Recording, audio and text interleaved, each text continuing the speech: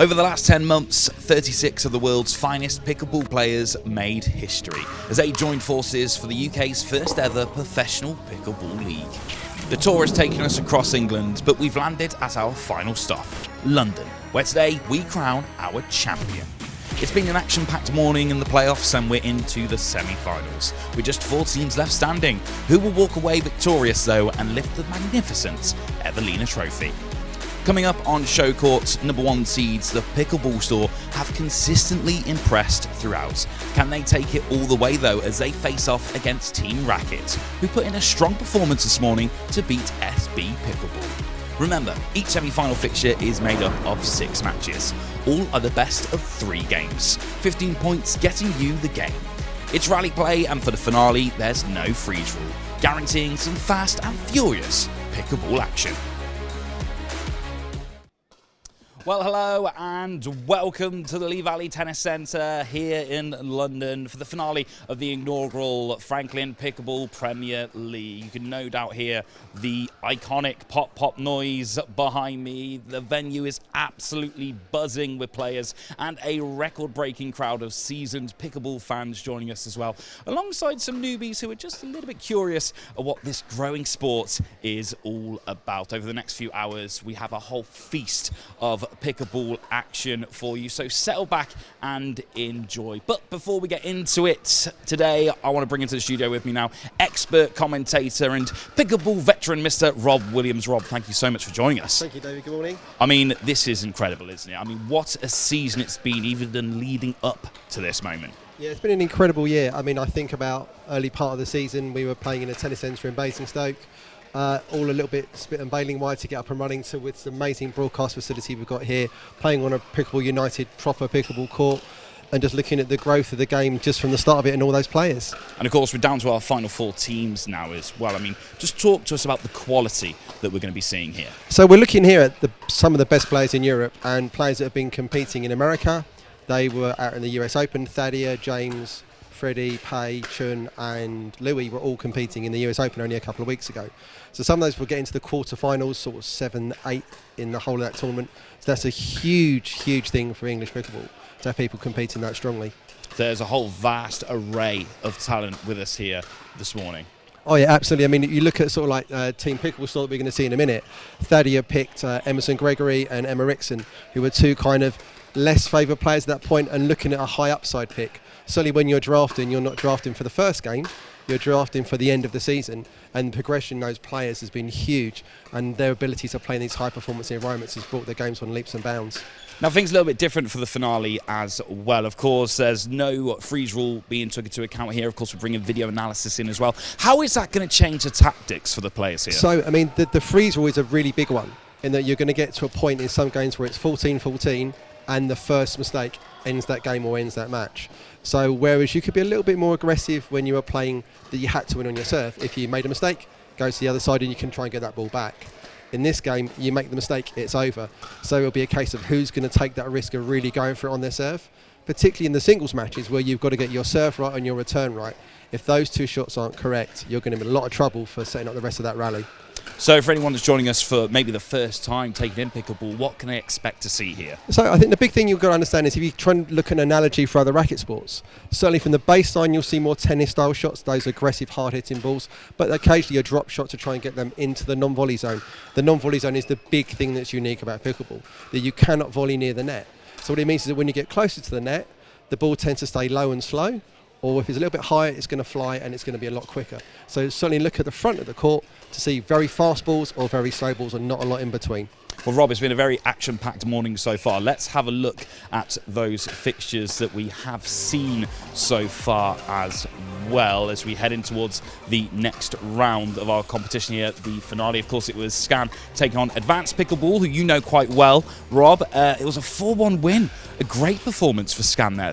Yeah, it's awkward as Advanced Pickleball is my actual team, so that's quite good. But I did obviously watch some of that match, and obviously you've got a strong team in Scan, and you've got Some of the veteran players in Bonita Baker and Julie Mack, they're playing. And obviously some of the younger players like Hermione's in that team as well. So it's sort of bringing things through together from there. And of course on court 2 we saw Seeds 4 SB Pickleball taking on Seeds 5 RAQT, and this was a close one at times, but RAQT coming through there with a 4-2 win. Yeah, I was just watching that final game, and there was a lot of joy in the court to get through on that.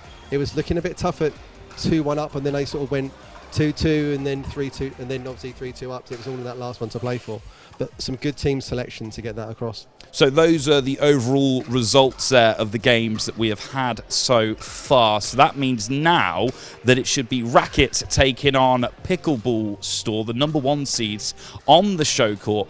I mean, they've been so impressive throughout. And Team Pickle Play, the number 2 seeds, will be taking on, I believe, your team on court number 2. I don't think they'll be Scan, so that will Stan, there we go. Sorry, Scan, my mistake. They'll be taking on Scan on our other court as well. Now, let's have a look closely at this next order of play on the show court. It's having a look at RAQT first. It's the men's singles to start us off, and it's James Chowdhury, their captain, putting himself in first. Of course, a gold winner in the 2023 English Nationals. What can we expect to see from him?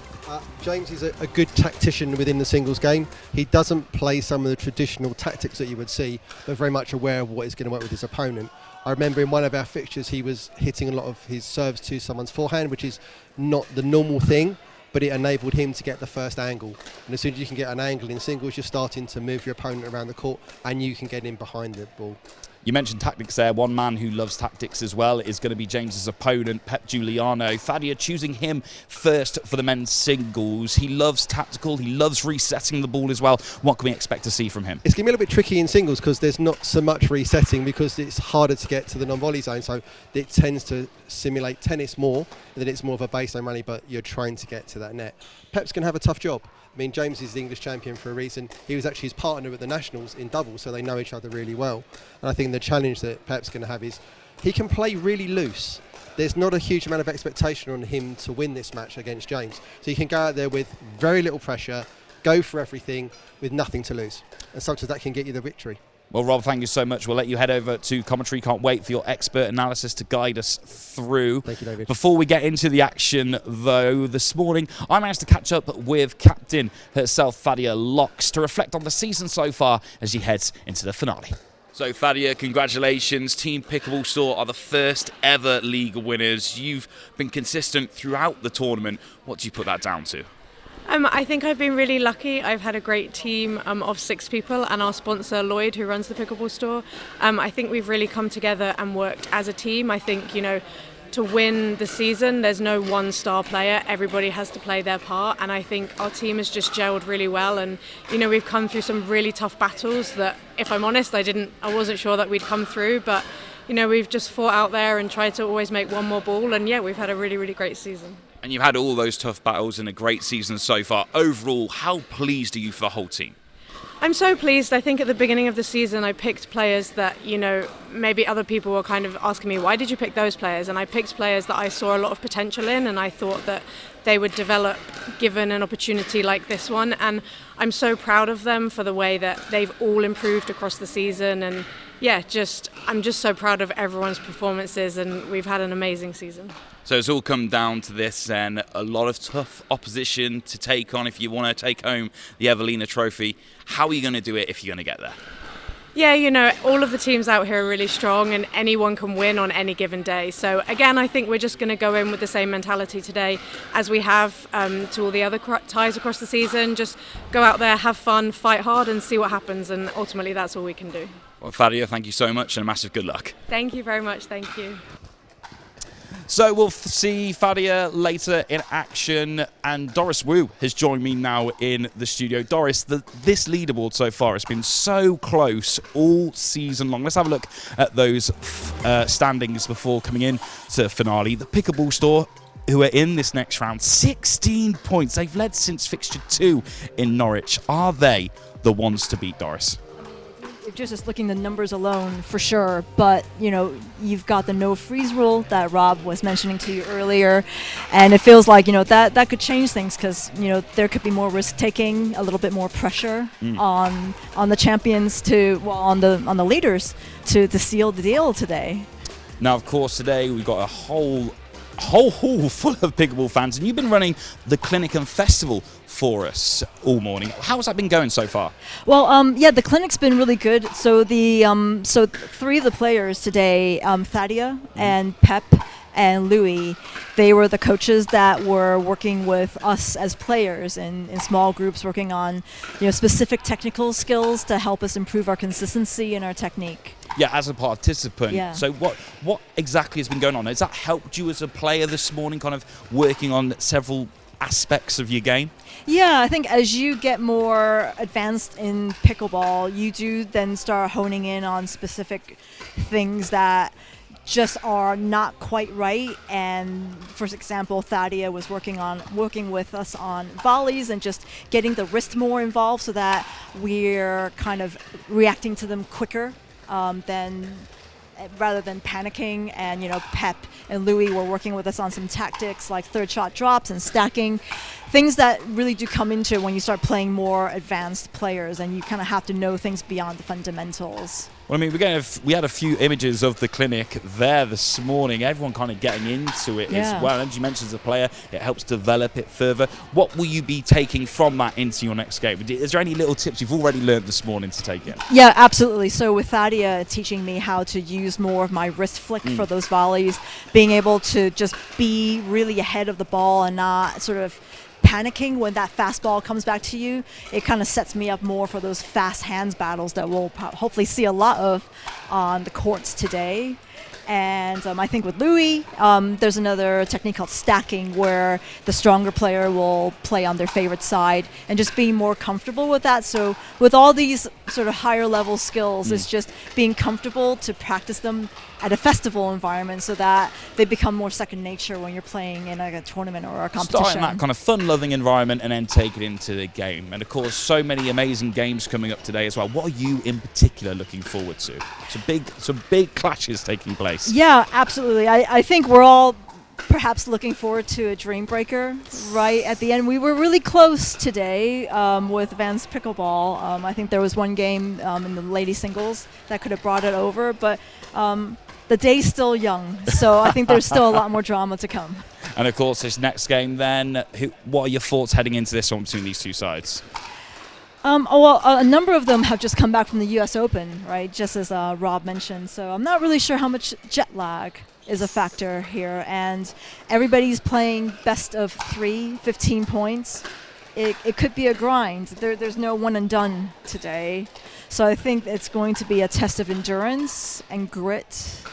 And I think, it's gonna be really tough for everybody, but it's gonna be exciting as well. I love that, the word grit. Doris, thank you so much for joining us this morning. You heard it. There's some amazing action coming up. The players are getting ready for their first match as we're going to get ready for an action-packed day here in London. It all begins now. Remember, it's the best of 3 sets, 15 points a set. Rally style play in the commentary for this one. The amazing Rob Williams and Doris Wood. Thank you, David. We're just seeing the players warming up at the moment now. So at the far end, I can see Pep in the top left corner, and James is just shaking some hands down there, getting ready to get started. Good morning, Doris. Good morning, Rob. This should be exciting. Yes. You mentioned that there's no freeze in this finale. Yeah, that's the first time we've seen it in the PPL, and it's going to be a huge impact on some people's mental state when you get to that 14-14. Yeah, I was going to ask whether that means, who's going to be putting more pressure on who when it's all tied up like that. I think there's going to be a difference between the singles and the doubles game. In the singles game, if you don't get your serve right and you don't get your return right, then you've got problems from that rally. So there's going to be a slightly more aggressive play on that stuff. But when you're looking at the double side of things, because there's 2 people on the court and more space, I think they're going to be a lot more comfortable in maybe rolling those serves in, because it's not going to be quite as a threatening situation if you don't get it quite right. There may be a slightly more cautious, higher margin for error shot being in those serves and those returns. The third shot drop's going to be tough. I'd imagine we might see some more third shot drives rather than drops on that 14-14 in doubles, just to get it over the net and guarantee you're not putting it in there. So we've got Pep and James just warming up now. Then we've got another couple of minutes of warm-up to get things started. It'll be interesting to see, Doris, what happens with the toss. Because obviously, depending on who serves first can have a bearing on this. Yeah, for sure. And do you know what their head-to-head has been this season so far? I'm not aware of that. I would imagine that James is probably going to take those. There's not a lot of singles matches that James loses. At the moment, the net is just slightly out of alignment. I think there's a wheeled net, so they're just tweaking the net right now to make sure it's stable and locked. I can see Shane Crook there that's going to be umpiring that for us. We've got the fans play system as well that we're using today. It's the second time that this is being used in a pickleball tournament. Its first appearance was in the Indian Open in Mumbai. And obviously if you're at home watching, you can go to the fans play app and create your own fantasy team. You can pick across all the players from the morning and then generate your 4-person squad, and there's a small prize for the person that wins. I mean, all these sort of firsts in the UK pickleball scene, it's really quite exciting because it's not that long ago when so many of the things that we're doing seems really grassroots, and now it feels grown up.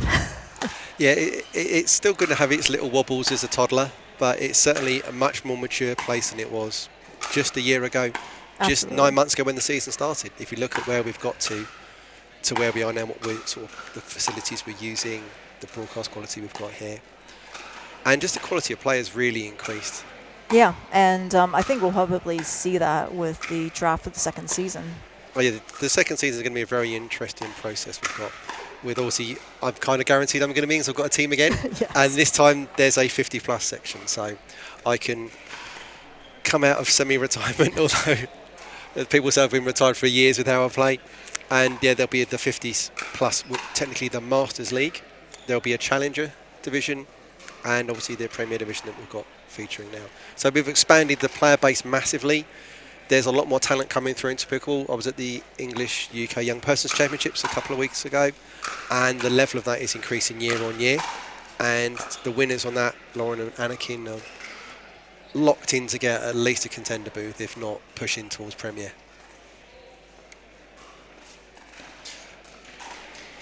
Yeah, so we're just in the middle of the warm-up phase here now, so kind of a collaborative thing between the two players. Similarly you'd find in tennis here. The difference you would find in pickleball, there is a drop shot element that you'll find that you wouldn't necessarily see so often in the tennis side of the game, that there's a drop shot from the baseline, and at the moment James is working from the baseline and hitting drives at Pep, which is a common thing you will see in the singles game to get some aggressive play going on there. But typically there's also a strategy of going with a drop shot which allows you to come in behind the ball. You'll see a lot faster pace rallies in the singles game than you would find in the doubles game, just because you're covering quite a bit more court compared to playing the doubles game when there's a second person on court for you. So we're just about to start. James Chowdhury's got the first serve, so it's going to be 0-0. Pep just taking a quick swig. Team captain Team captain Thadia there, just having a last couple of words of encouragement to get him ready. So hopefully Doris, Pep can play freely in this. He's certainly not expected to beat James in this scenario, so he can play a lot looser. Yeah, and he's got fresher legs as well. Yeah, that's true. He hasn't played the first game. Yeah, great passing shot there from James. Pep's return just not deep enough, not wide enough, and that just gives no time for him to move in, and James got a nice alley to hit through.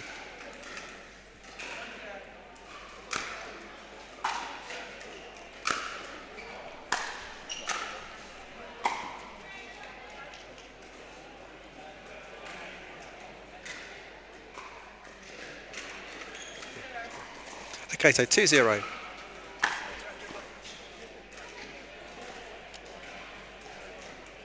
There, just a long return.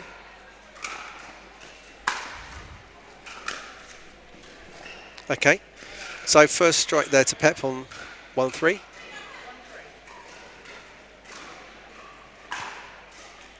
That's a great deep serve. And you can see, Doris, straight away that first ball enabled Pep to get in and put James on the back foot in the rally straight away. Yeah, absolutely, and just targeted his feet, and that was correct. And for those viewers new to watching pickleball with singles, if the server's score is even, they always serve from the right-hand side. Oh, that's a great shot there from Yes. Pep. Nice angle there.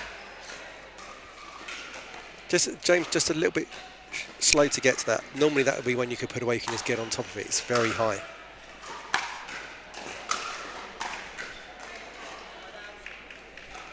So we haven't seen a lot of the cat and mouse that's the traditional sort of style you see in America for someone like Ben Johns. We're seeing more of the aggressive game, which is what we're seeing more in America at the moment. Yeah, Pep just hitting that slide return just gives James an opportunity to come underneath and use that topspin against him. So we're now at 5-3. Pep's got into the rallies now after a slow start.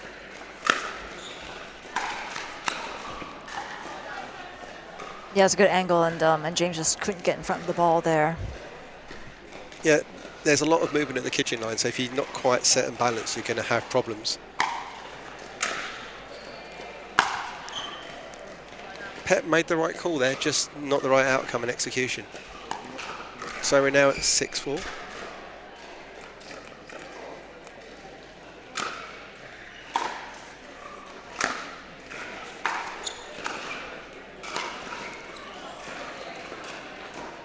I like seeing James track that ball down. You just got to make sure that it's going to go out. If you're going to leave something like that, don't chance upon it. So 7-4.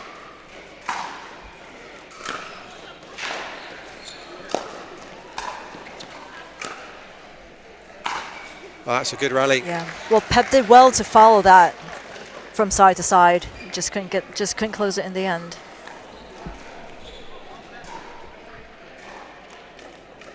I'd like to see a little bit more depth on Pep's returns if he can. Yeah.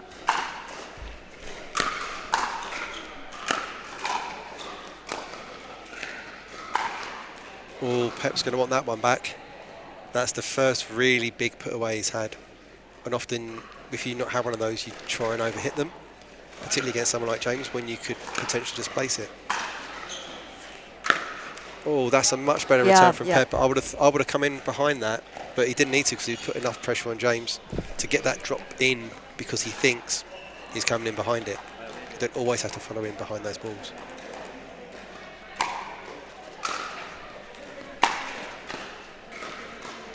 Nice touch there from James. Was able to get there right in time and just to drop it where Pep was not. Yeah, that's the classic strategy. If you can get them moving and that return into where they're not, you're already up front in the rally.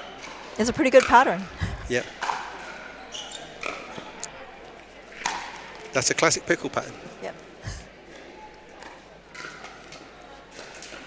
So James comfortably ahead here at 11-5. Let's see if Pep can peg a couple back.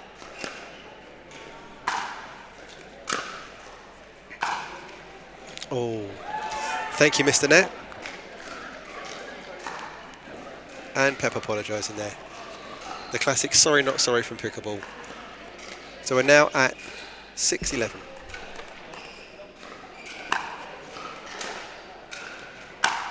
That's a great passing shot there. So one of the strategies you'll see, Doris, is hitting those returns very central to not allow an angle down the line. Yes. But it does leave you open to those wide passing shots. Yeah, that's especially if they're not deep enough. Yeah. Then the opponent can choose what direction that ball goes. And another one in the net. I think in terms of tactics, it seems like that they are both trying to attack at the right opportunity. Neither are kind of backing off at the moment. See, Pep's now playing more of a baseline style. Yep. Oh, great finish. Yeah. So now 12-6. Yeah, so Pep there just decided not to come in behind a fairly good return. And at that point, you're just swinging side to side, and it's just at what point is James going to come in?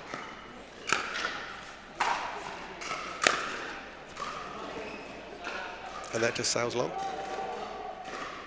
It looks like Pep is trying to grind it out from the baseline rather than charge behind the return of serve on those points. Oh, that's a nervous serve there.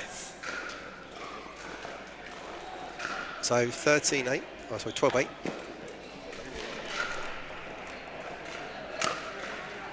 No, it's 12.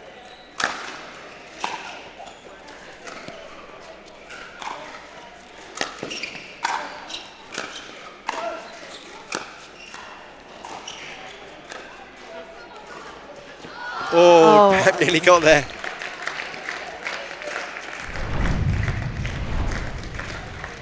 Again, James doing really well there to put that ball, like I said before, where Pep is not. Pep was halfway to the velodrome, Doris. He was. I mean, that was a very good scramble. Long, short, wide. So had everything there. Pep appears to be taking a timeout here. Yep, Pep's taking a timeout. So just giving a chance to rethink. There are 2 timeouts per game. So you can use them strategically to break a run. You can use them to get a bit of a breather. What's your thoughts on the sort of the timeout strategies in pickleball, Doris? Yeah, I think, like you said, it is a good tactic to use to stop a run on points and just to break the momentum sometimes.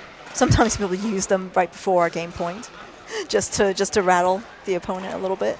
Absolutely. I mean, there is also the offensive timeout.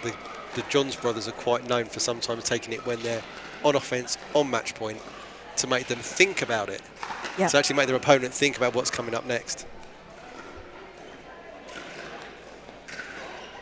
You know, we've seen a lot of times in pro and amateur matches, it's really hard to close that game point. So maybe having a breather is actually a good idea to make sure you keep doing what you've been doing to get to that point and not change.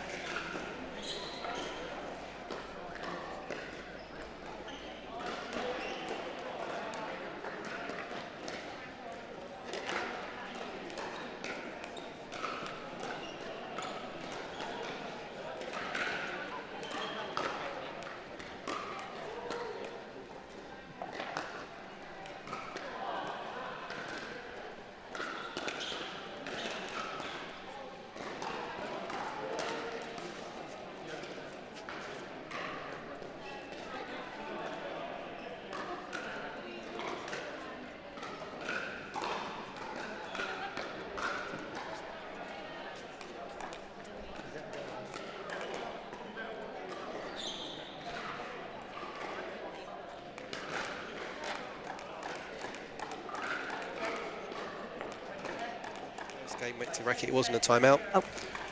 We've lost a couple of points somewhere along the way.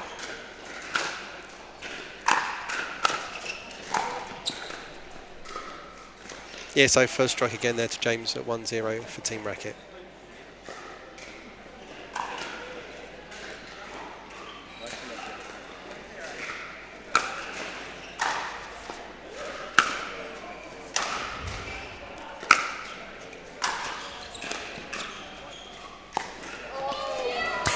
Oh, that was unlucky from Pep. I think he had no choice but to just run into the shot a little bit because James is just putting so much pressure on him. Yeah, it's hard to control your body when you're running that fast to slow down on those shots. And there's the spin, James put it as well, so there's a lot of things going on to control that ball to get it to land in that short space across court. Yeah, again, just James hitting right at Pep's feet. Pep had no answer. Off to the same 3-0 run as last time. And 3-1. So now to 1-3. It's exactly the same flow as the game from the... Yeah, that is interesting. And again, for new viewers, this is rally scoring, which is a bit different from amateur scoring. So server and returner can score. And the only difference is here that there is no freeze at game point. So we're now on 2-3.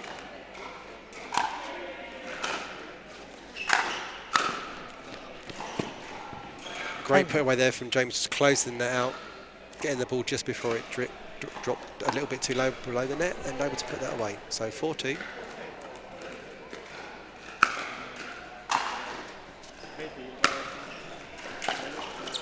Yeah, James able to launch on that slid backhand return.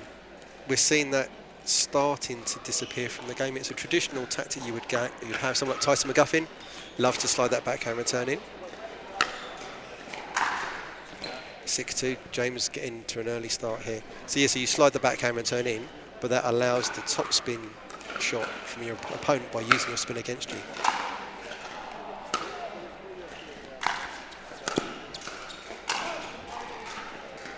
Pep did a great job on painting that line on that return, but unfortunately unable to control that shot and keep it in. So we're now at 7-2. I do wonder whether Pep should perhaps change to a slightly more defensive tack now, just to recover some points here. Staying into a rally with James Chowdhury is going to be difficult. You probably need to go for it rather than trying to hang in there.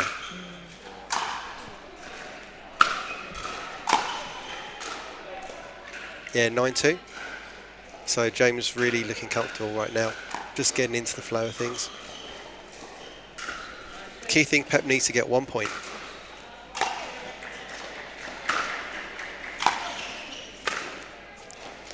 And even with that return literally landing on the baseline, still unable to impact on James on that point.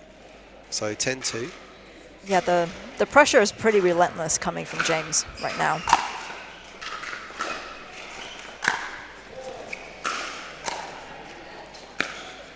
Yeah, lovely misdirection there.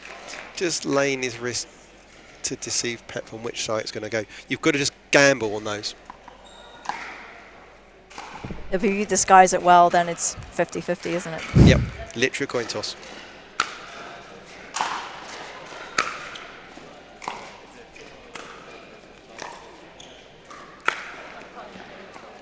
And James seems to be playing very freely at the moment now.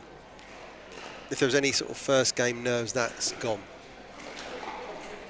And you can tell he's taking chances, hitting those riskier shots, just like the last one. Unfortunately, didn't capitalize on that last one, just sailed a bit long. So now it should be 3-12.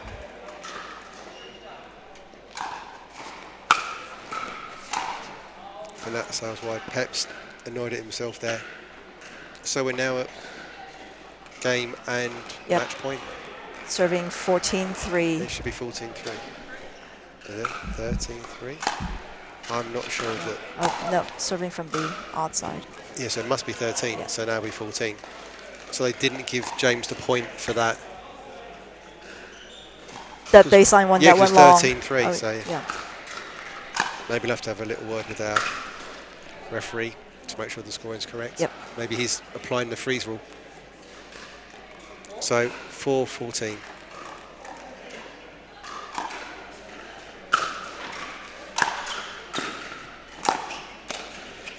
And that's game. Yeah. So 15-4, a very comfortable win in that second game for James Chowdhury against Pep Giuliano. Put in Team RAQT, 1 game up. Yeah, totally one-way traffic there in James's favor. It'll be interesting to see then how his style changes when he is playing mixed doubles and men's doubles later in this round. I think is he playing mixed with Jess Wilson, I think, I believe. Yes, Is that right? yes, that's right. Yes, obviously Jess is a hard-hitting player from Norwich, moving up to Nottingham, I believe, fairly soon when the house sale goes through. Okay, so we're going to go back to Dave in the studio and we'll be back on the next game shortly. 1 match down going in favour of Team RAQT with a big 15-4 win. Women's doubles on the way next.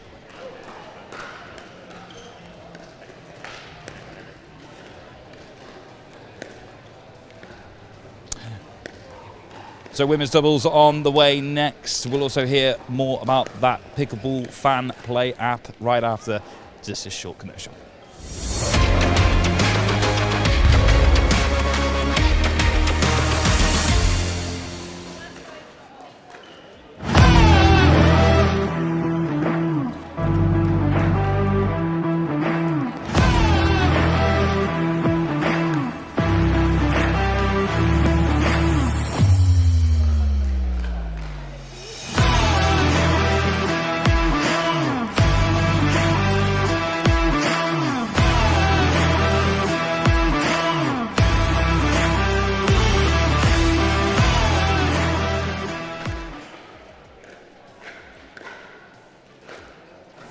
Since 1987, scan.co.uk have provided the best product, service and support for the latest tech and professional equipment for individuals, businesses and education. We work closely with top tech brands like Nvidia, Corsair, Asus, Microsoft and more. With great prices, next day delivery and we're backed by a 5-star Trustpilot rating. So if you're after the very latest in tech, From gaming to content creation, guitars to pro workstations, or even the latest in AI technology, then head to scan.co.uk. You'll find it there. Or contact our dedicated B2B team to discuss any business needs.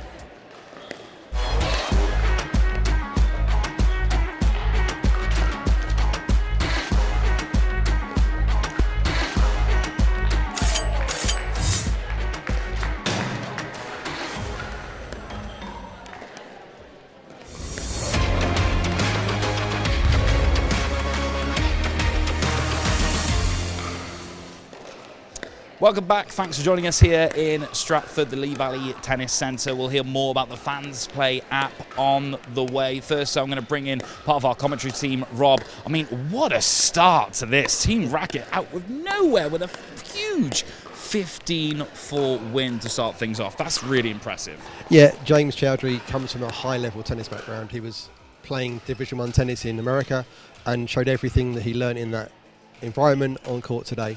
Certainly you'll find that the singles game in pickleball replicates tennis singles, so it's going to be very much a comfort zone for him. And Pep just couldn't get into that second game. Just didn't get any chance. I was going to say, like, what did Pep really do wrong? It seems that he went in with a kind of tactical plan, but just the wrong plan. I think at some point he was trying to play from the baseline, and that can work against certain players. But with some with the ground stroke quality of James Chowdhury, you're going to struggle to actually do that. It's just going to be, I can understand the thought process. If it's not working getting into the net, if my returns aren't working, at least I'm in a rally. But you're kind of hanging in there for the errors, which don't come very often.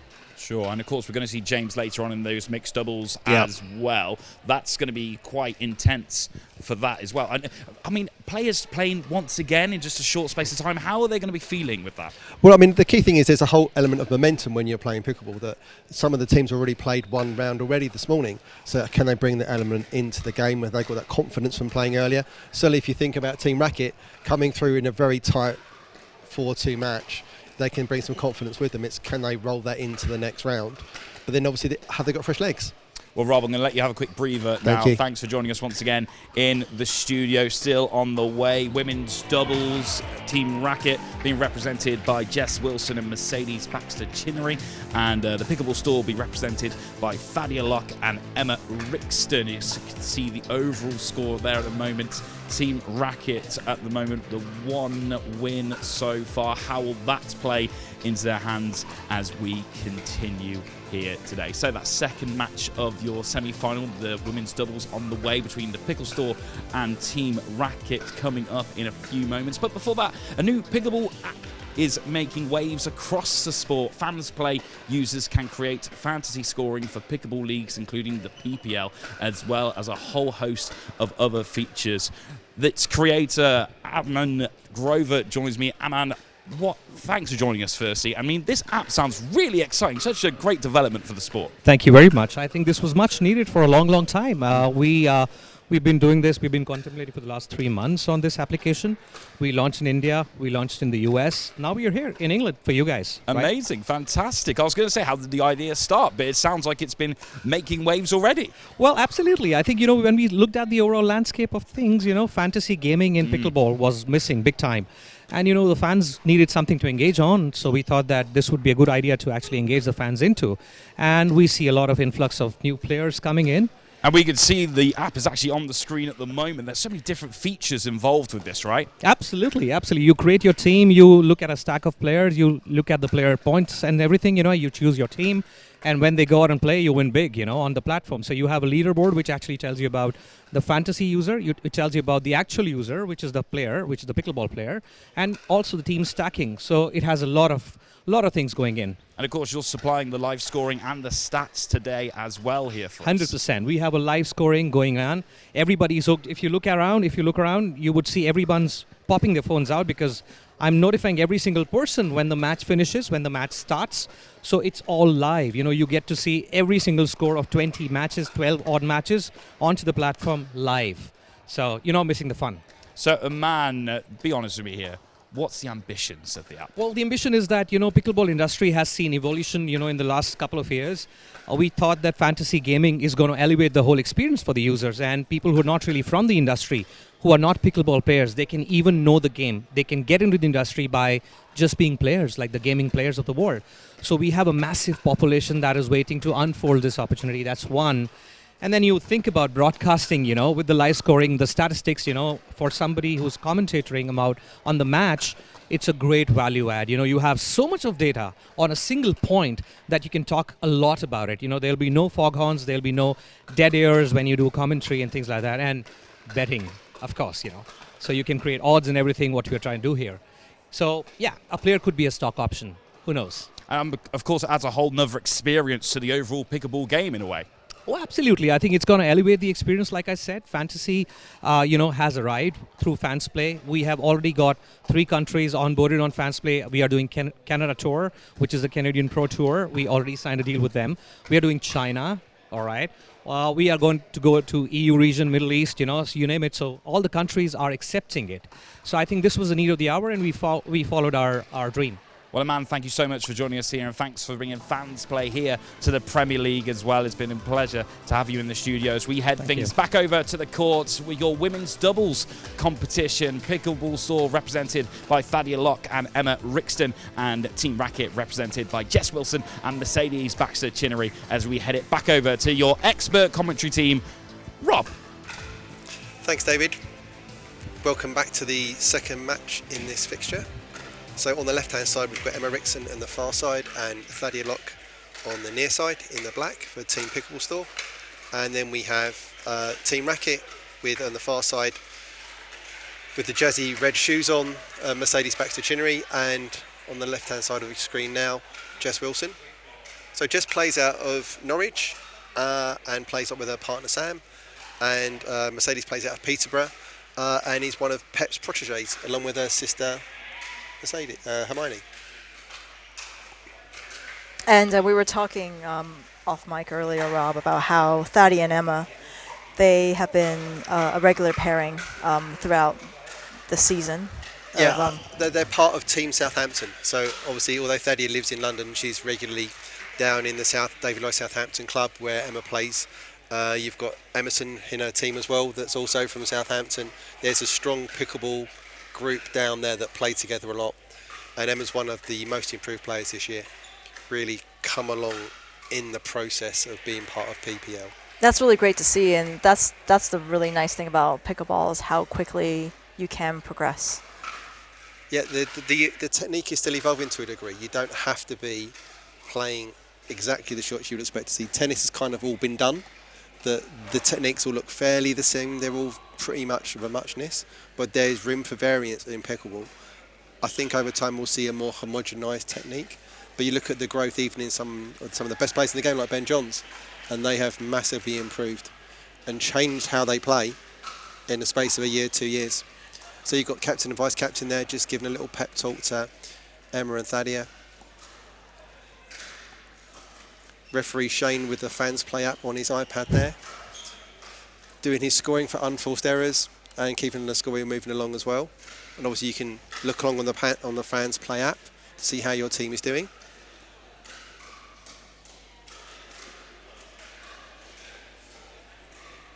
And during the last few years when the sport has grown so much, not just in the US but in this country, you see how pros are kind of helping evolve the game and what they're using to attack. I think even year or two ago, you see a lot more players using that backhand slice, but now things like the topspin is becoming more prominent, and even shots like the third shot drop. You're seeing what people are calling like a hybrid, like a third shot drop drive. I've heard it referred to as the drip. The drip, yes. Isn't that like a jack sock thing? I mean, the thing is that paddle technology has evolved and is continuing to evolve. So it means that there's the ability to access spin a lot faster and a lot easier than it was historically. So that's made a huge difference to the tactics that people are deploying in the game. That you can hit a ball with pace and spin and expect it to land in and drop. I mean, looking at it here, all 4 players are using carbon fibre paddles. So once carbon fibre came into the game, that gave the ability to get a bit more bite with a little bit of twirl on the ball, and suddenly you can shake the balls a lot more. certainly I'm expecting to see a hard-hitting game here from Jess and Mercedes. Something a little bit more conventional from Emma and from Thadia. Thadia very much likes to play the more third shot drop game if she can, because it's such a consistent shot for her. So in this, obviously in doubles, we're not going to have to worry about stacking unless there's a strategic snafu someone needs to change. So we looks like Team Pickle play. As latest Team Pickleball Store has won the toss and they're going to be serving. So it's Ericsson to serve at 0-0.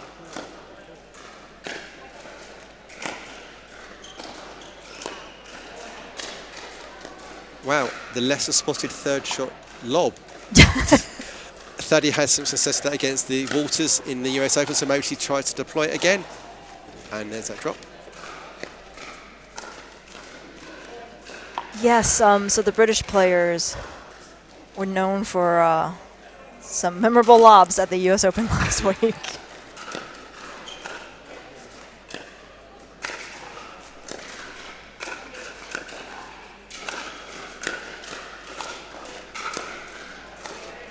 So Mercedes doing a pretty good job at keeping Thadia and Emma back at the back of the court.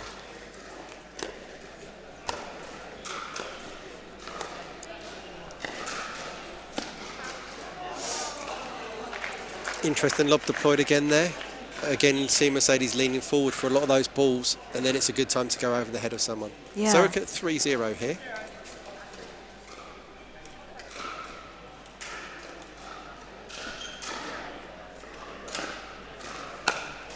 So that was Thadia serving at 3-0 for Team RAQT, or Team now Pickleball 4-0. Store. 4-0 for Pickleball Store.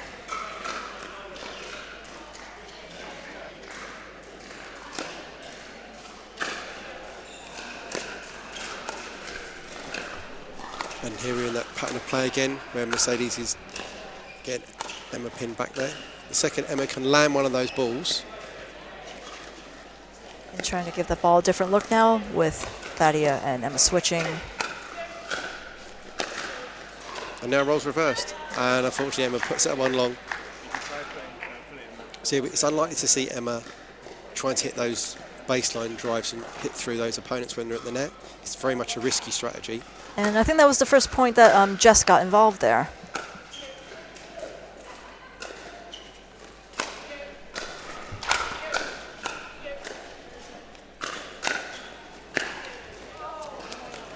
And that's probably the reason why, because Jess is known to be a really good hard hitter and driving those balls, and perhaps that is why they are trying to avoid getting her involved. So we're now at 5-1 to Team Pickleball Store.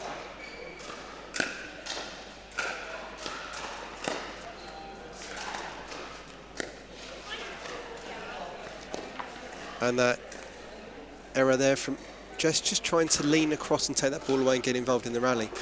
So 6-1.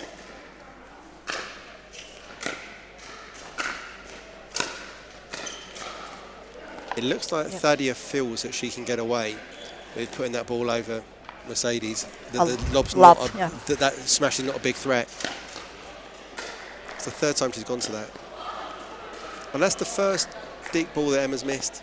She's been really reliable. If you think about the pressure she was getting from Mercedes and continually resetting in front of her. Oh, and that's gone away. Jess is going to be angry with herself there. Very costly. Interesting, there's been no, okay, so now 8-2. We haven't seen a timeout taken yet by any of the teams. Often you'll find that the UK game, they're not used to that.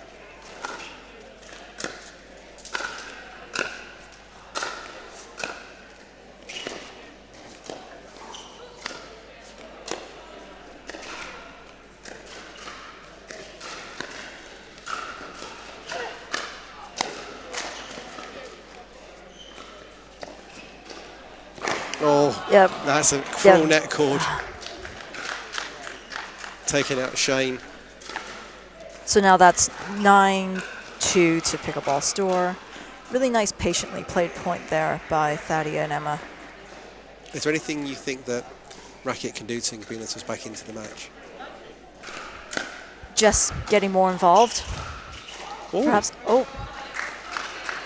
A very bit of a rare spinner. whiff and an air ball there. I'm wondering whether there's a No, it doesn't look like it's part of the joins in the court. No, just a rare miss with Thadia there, 3-9.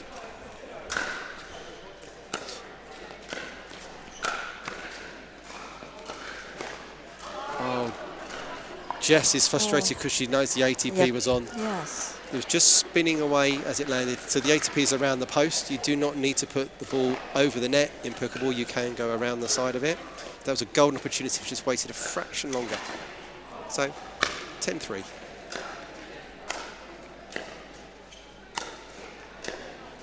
Now that's the ball you need to come in on, Emma.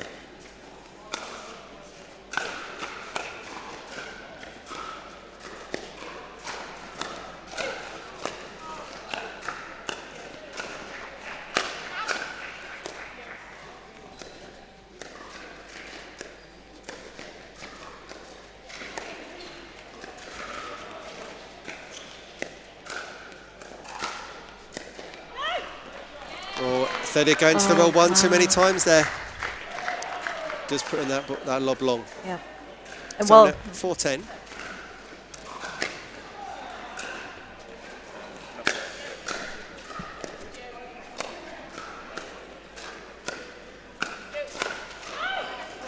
Yeah, Thadia just came across to take the ball from Emma. Just mentioned was a little bit lacking in being set there for that speed up from Mercedes. She recognised that by speeding the ball up. So there's a little bit of momentum shifting here, going to 5-10. I'd like to see when Emma's getting pinned by Mercedes at the baseline to try and reset some of those drops cross court. Yeah, that's it. Yeah, there's a lot more down the line action happening.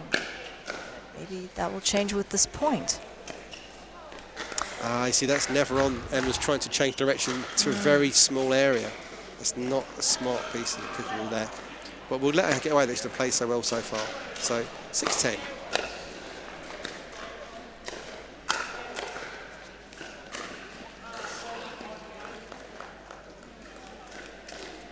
So 11-6.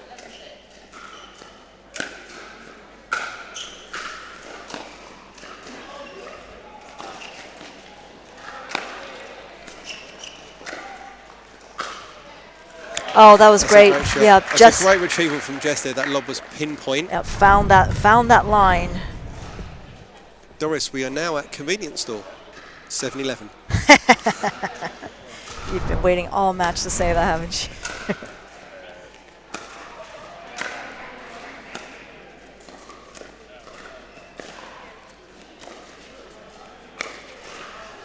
Jess is just trying to a little bit too much. Yeah, I think she's just trying to finish off those last run of points, and it's not quite working.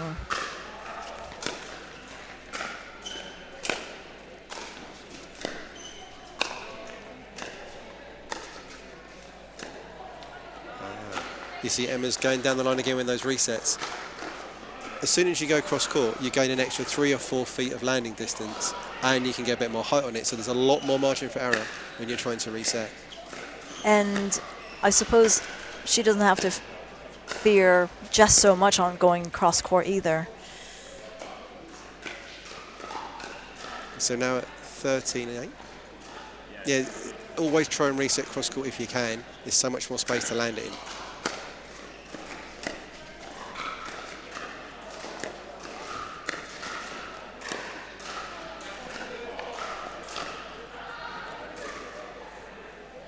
So quick chat there from Thadia, just keep her teammate positive after a couple of those missed transition balls.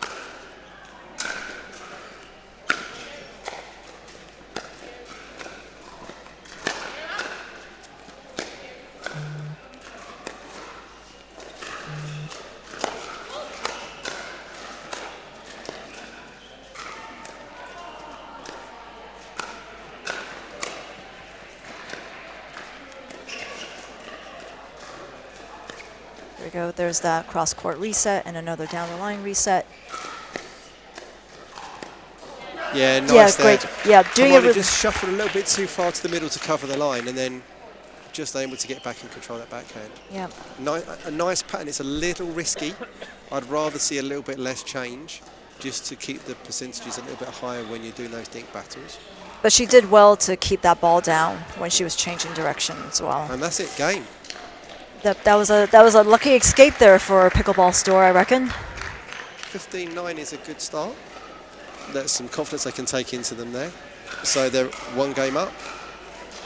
And obviously they lost the first game to Team RAQT with James in that stunning singles performance. What do you think we can do to change their fortunes with Team RAQT? What's James talking to them now as captain to try and give them some guidance?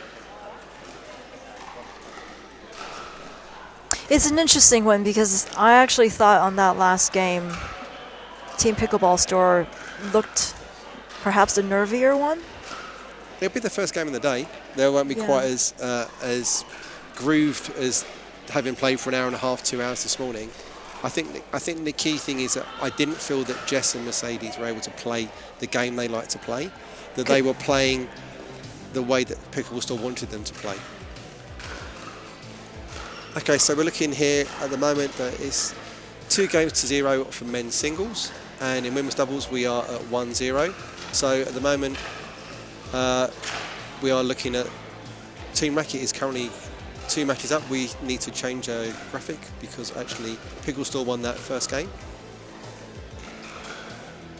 Yeah, that's right. And this is because there are 6 matches to play before the Dream Breaker. Yep. Whoever wins 4 of their matches will then win that. Would you call it a rubber? Yeah, so that's a fixture rubber, same kind of thing. Rubber's very much a tennis kind of term. We're kind of, we are games, matches, and fixtures. I think is how we're defining this. Yeah, so but it could easily be sets, fixtures, games. So Pickleball Store 1 up, Jess Wilson to serve. Interesting that Jess is playing on the right here. Yes. Which is the same on the other round. Oh, and that ball just really hung out on the top of that net. Interesting that they're putting Mercedes on the left here, where you would traditionally put your more aggressive, hard-hitting player on the left. There must be a strategic reason behind that. Oh, that was quite long there for Mercedes. In rally scoring, those are kind of a sin, but I don't mind a long out ball. I don't like a miss serve in the net.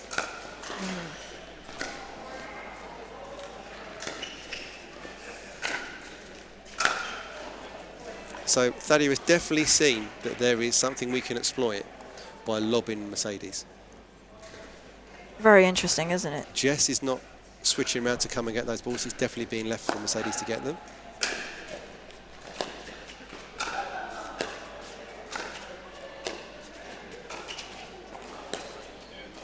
Emma needs to try and reset that cross court. Oh, it's going to keep coming. Yep. We can see Mercedes is trying to avoid getting lobbed again by Thadia. Yep.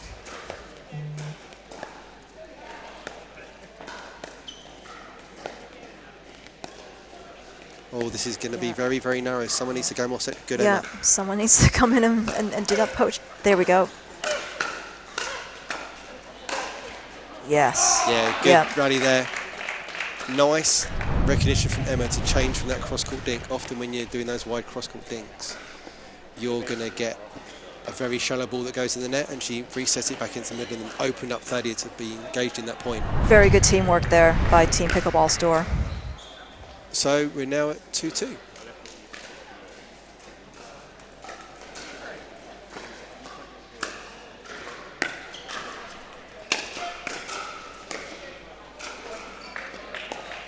So Jess is trying to engage into a firefight there. So it's 3-2 to Pickleball Store. And she's trying to engage from the backhand side, which is difficult.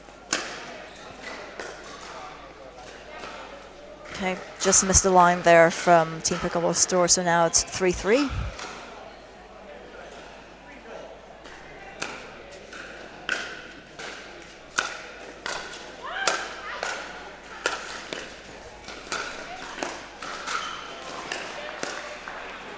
Yeah, that's a nice target there from Jess. Getting that low to Emma's backhand is going to be difficult to control that with the post she's hitting. But yeah, really good pressure there from Mercedes.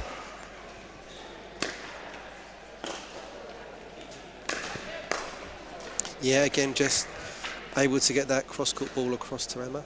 They're definitely understandably trying to ice Thadia out. Yep. and direct more balls to Emma. The thing is that can get that person more confident.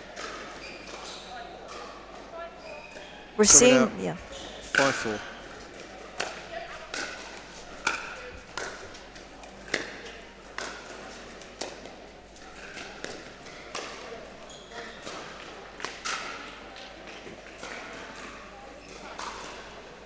So now Honour's even at 5-5.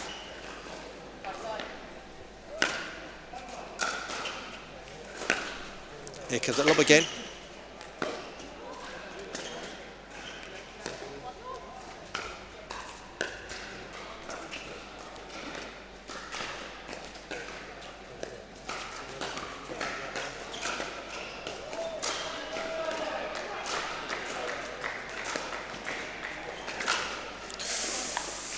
Just trying to come with some topspin on that, but not really getting up the back of the ball, and kind of a bit more disguise on it. It's a very high risk shot from that location on the court.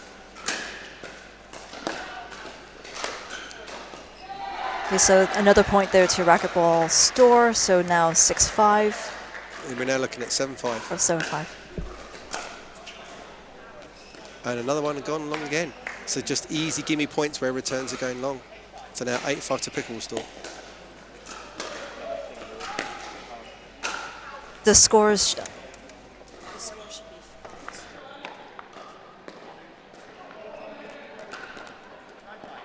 Five now to Pickleball Store.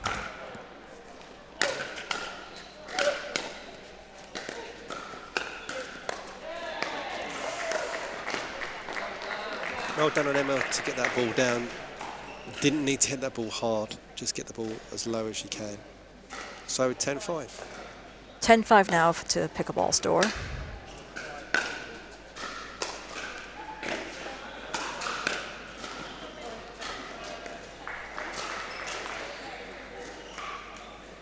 Yep, so now it's 6-10. That's a nice passing shot there. Emma just a little slow to come in, possibly pulled wide by just hitting that slidey serve. It just pulls her towards the middle of the court, just slightly adjusting Emma's position when she comes in. So 7-10.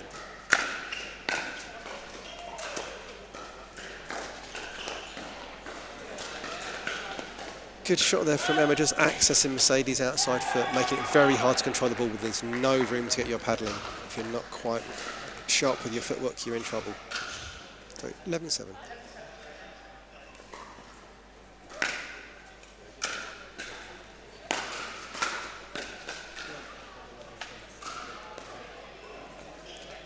So interestingly, that Pickleball Store keeps getting switched up from some of these shots where Thaddy is moving forwards, and Emma and Thaddy were kind of switching to the other sides. Yeah.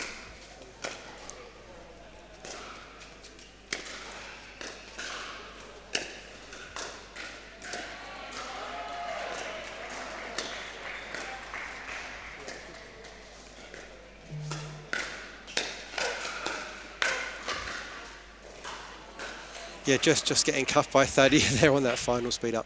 But it shows the comfort of Emma and Thaddy are playing together. They're capable to switch and know their roles. If it's not quite how they wanted it, they're able to switch and play the other side. Yeah, they're showing a lot of versatility in this game.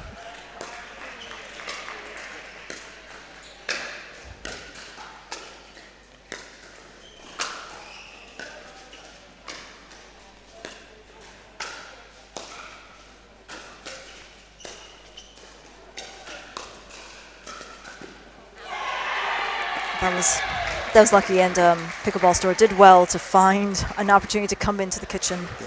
Emma's not going to speed up on you. She knows her role is just to keep that ball in play.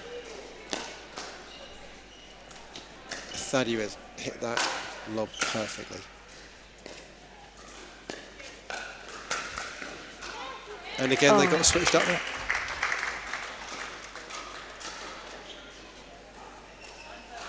So we're now at 9:13. Racket starting to pick a couple back. See if they can get a bit closer in the second game. So that is a dangerous shot. A backhand drive down the line to someone's forehand is giving them pretty high risk. which now gives Pickleball Store game point. And return goes out, and that is the fixture. So that is the match. That is 2-0 to Team Pickleball Store. Yeah, so the momentum was going back and forth constantly on that second game, but Pickleball Store was able to hang on and get another W for Team Pickleball Store. When you've got Thadia Locke on your team, it's a real boon to your ladies and mixed doubles team. She plays so strong and so confident. She can just take over points when she needs to. So you've really got to find a way to access her partner if she's playing with someone like Emma or Emerson, to try and freeze her to a degree out of the game and maximise what you can do. Yeah, especially because she's added more creativity now with that lob. I don't really remember seeing her throw so many lobs in a game before, but no, definitely on that one. Definitely. So that game goes 2-0 to Team Pickleball Store. So that's 1-1. Yeah, even on this rubber. Back to Dave in the studio. So next up, we've got our first mixed doubles between RAQT and Team Pickleball Store, giving us this. So yep, back to Dave. So Pickleball Store getting the win there in the women's doubles. On the way, still to come, mixed doubles action, and for that one it's going to be Emma Rixton and Bernie Alderbert from the Pickle Store for the first time heading to the court, and Jess Wilson alongside James Chowdhury as well representing RAQT. You can see the overall scores there at the moment. RAQT 2, Pickle Store 0 overall. I'm not quite sure if that's 100% correct, but we'll double check that for you in just a few moments' time. But if you're joining us for the first time, you're new to pickleball and you're itching to give it a go for yourself, but perhaps in a pickle of how to join up, where even to go, why not head along to the Skechers English Open that's back in August. Here's a clip of last year's event and what it's all about.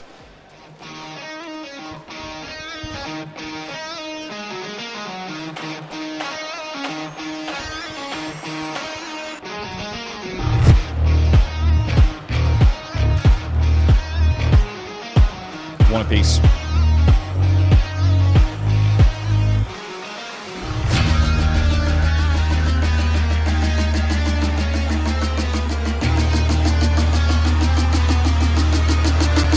Let's take it high.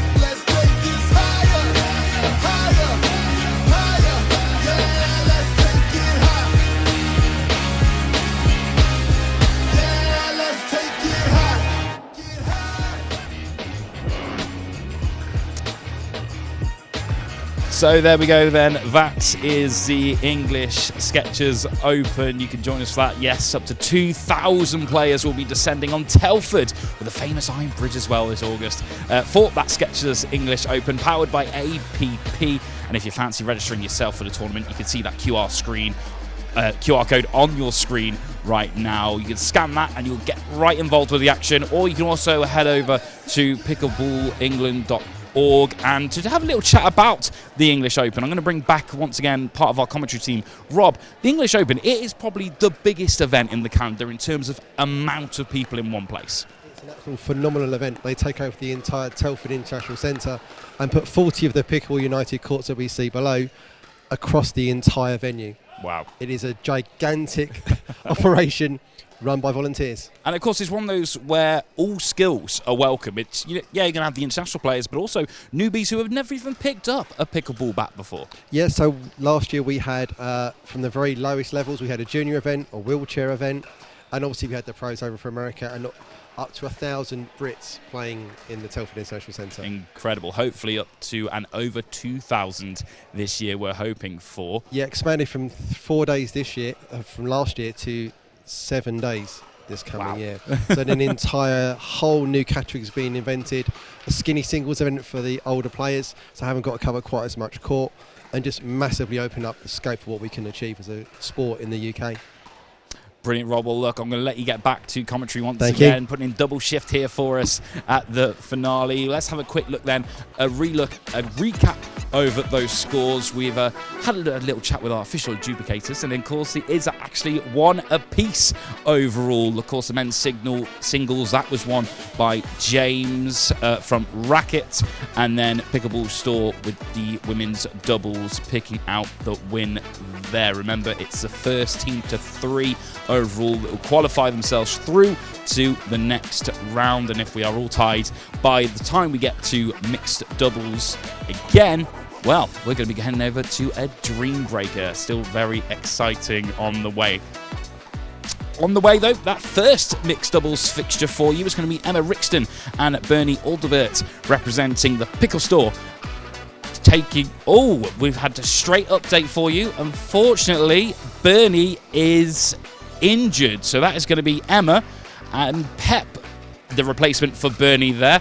Straight in my ear from the court side, so you just saw Pep earlier on in the men's singles. He is now the replacement for Bernie in that mixed double. So you can see it on your screen now. Pep Giuliano, the vice captain, putting himself in, picking up those vice captain duties, replacing the injured Bernie Aldebert. He's replacing him alongside Emma Rixton. And then for RAQT, that is all as it was earlier planned. Jess Wilson and James Chowdhury. This is interesting though, because James and Pep, of course, in that men's single earlier on. How's it going to fare here, though, in the mixed doubles? Well, let's find out, shall we, with our expert commentary team, with Doris and Rob.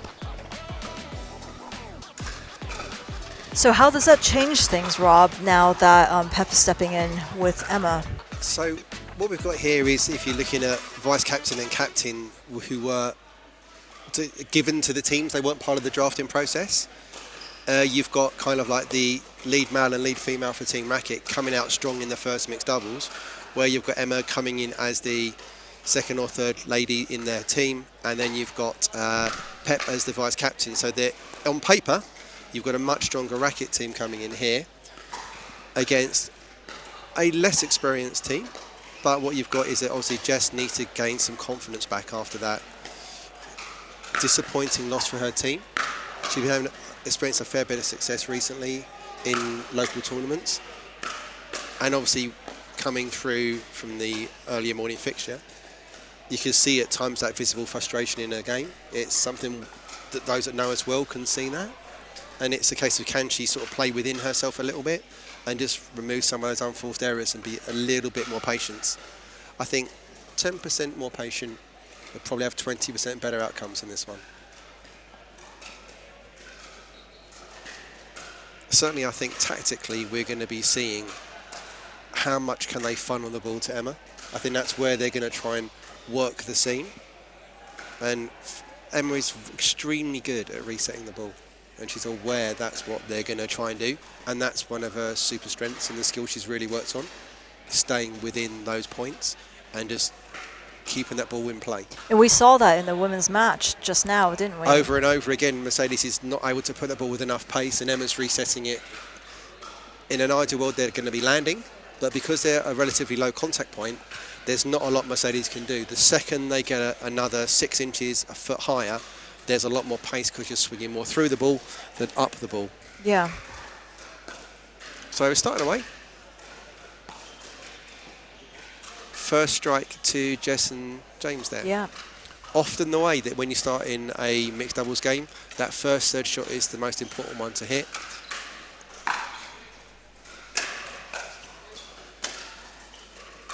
Oh, the net. Completely handcuffing them and no chance with that ball. Now, Rob, can you explain what is happening with the formation? Because we saw James serving from the left, but they are stacking. They're not moving. Could you just kind of explain how that is different from the traditional doubles formation? So what we're looking here is that we're setting up man left, female right, which is very much the traditional mixed double configuration to maximise your theoretical better player or stronger player on the left-hand side of the court. So many teams will have to stack and switch sides to get that configuration. In rally scoring, there's no need to do that because you can start the side you need to start. So it makes it a lot simpler with the movement. So you don't have to unwind things and switch sides. So a 3-1 to Team RAQT. Yeah, just speeding up there, but that's straight through the middle, which is not a bad location to hit to, but you're going straight through Pep's forehand. Yeah, Pep spotted it straight away.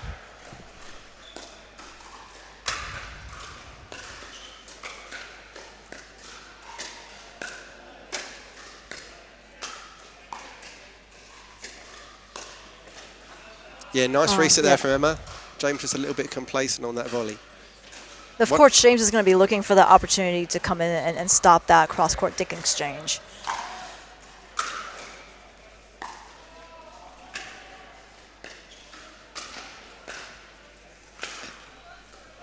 Yeah, great angle there from James. Once that ball's up, you can really start to use the width of the court because you can take the net to a degree out of the equation, so you can start to aim for width and get your opponent really moving. Yep. So 4-3.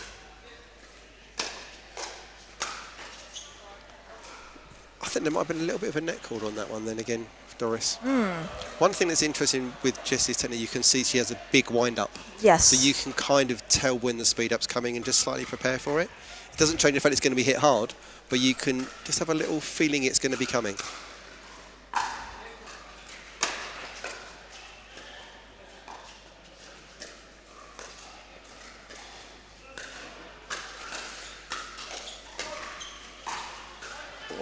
Pep from that wide. Yeah, they had set that up so well to find that gap on James's left. That was unlucky.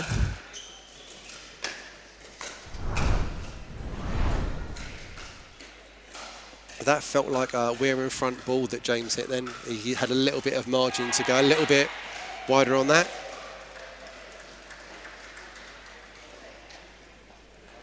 So 4-6. That's not coming back. Yeah, good catch by Bernie Alderbert in the sideline there.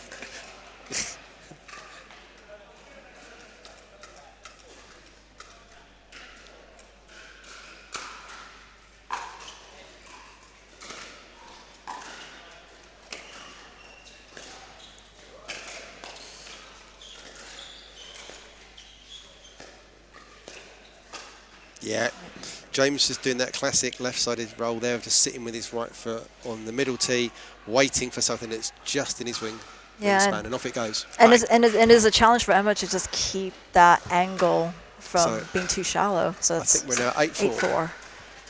And now 9-4.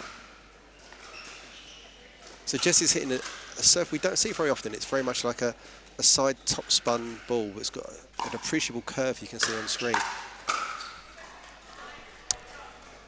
That's just slightly unlucky. So now serves going back to Team Pickleball score 5-9.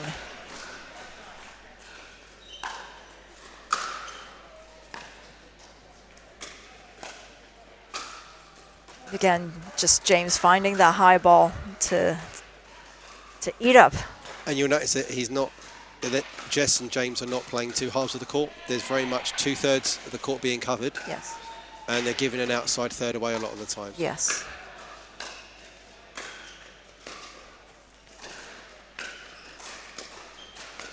Same with Pep and Emma there. They're both using narrow configurations, which is where you'll see the high levels of the game played. Then trying to not put balls too wide or try not to cover too much court. So they're very much working as a pair, but more narrow than when you're taught initially to go slightly wider. Yes, but that means Emma then can go down a wider angle and avoid that dink getting caught in the middle where James could then capitalize. So now 7-10 to Pickleball Store.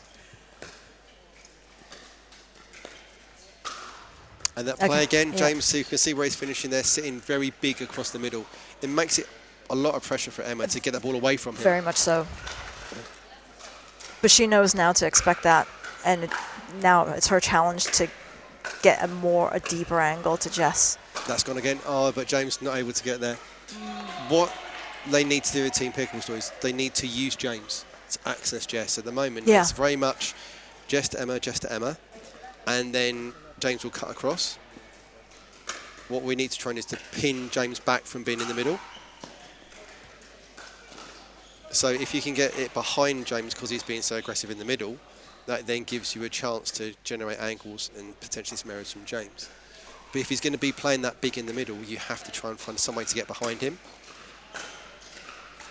That's a first start, is actually putting your drop that way. Yep.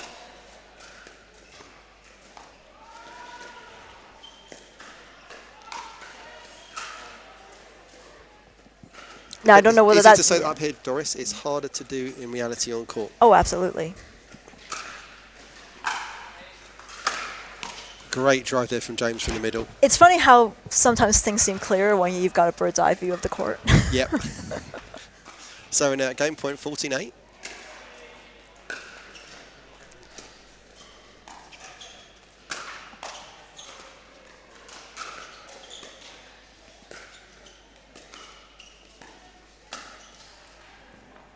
Oh, are we going to see the first use of Hawkeye?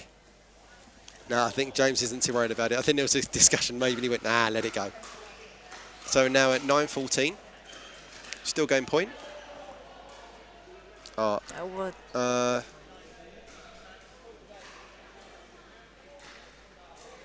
Just pausing for a second. Yeah, 9-14, we were correct. Just a query with Shane, their umpire there.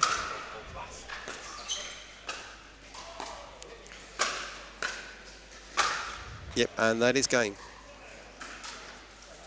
15-9 there to Team RAQT.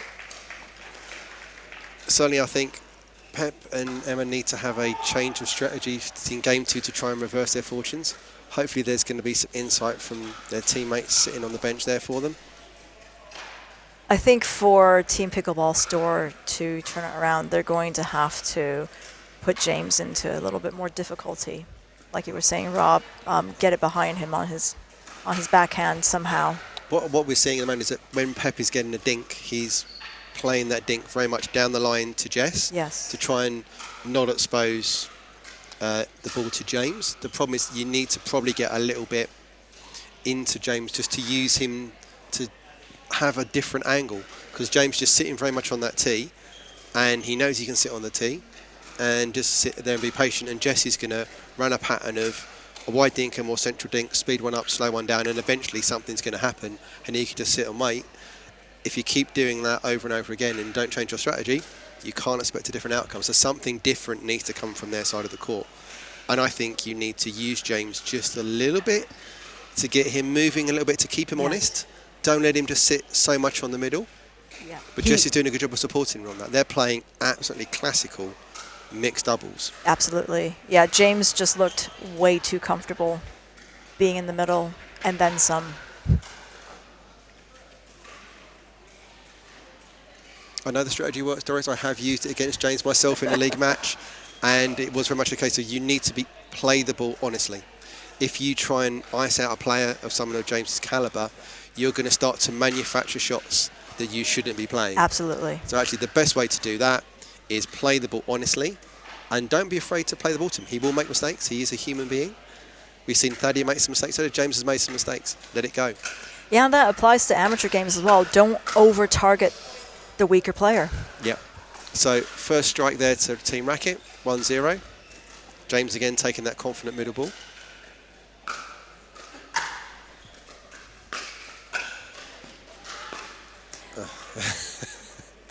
James jumping the kitchen even though he made no contact with the ball.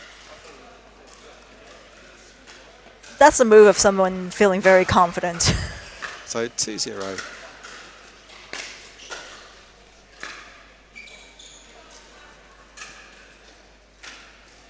One thing, obviously, Doris, you can think about if you are strategically thinking that Team Pickleball Store is that obviously this is the 1A and 1B pair coming out from Team RAQT, and you've got Thaddeus in reserve for your second mixed doubles.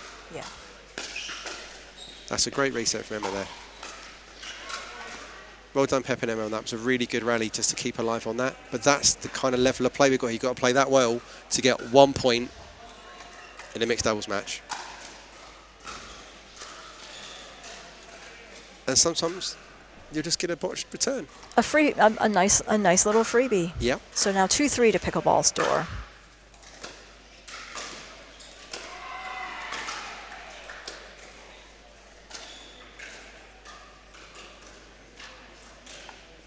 A lot of spin being generated on the ball. You can see Jesse's got a big follow through, almost over her head on some of those shots. So you can see how much spin's being generated.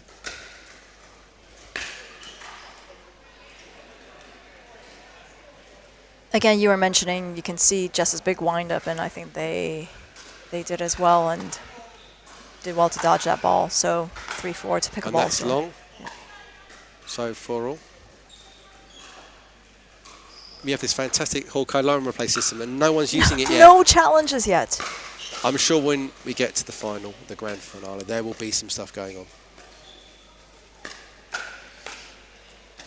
That's a great play there from Emma Rickson. That is fantastic play there. Yes. Really good reset there, just to get it back cross court. Nothing on the ball, just get it back in play. Yeah. And a little pause there from James, we can see on camera.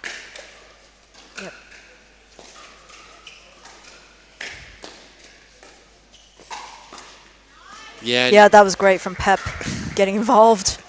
Yeah, just sees an opportunity in going for it.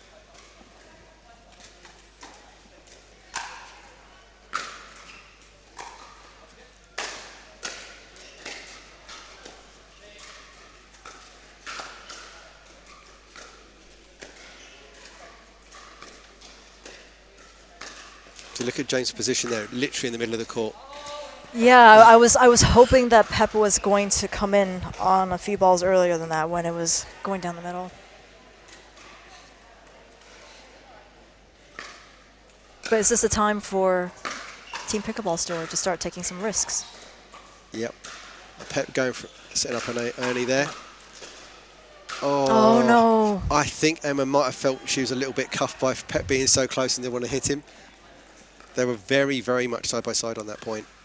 Not enough swing room potentially.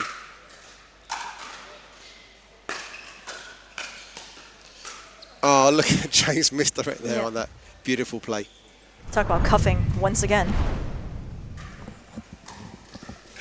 We'll see that replay here on camera. Yes, so James cuffed Pep, and then Pep had no answers for that.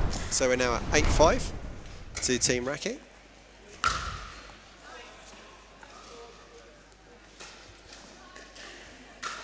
Again, James taking a slightly riskier shot there, but when you're feeling one game up and a couple of points up in the game, you can sure, why not? Be a bit more expansive.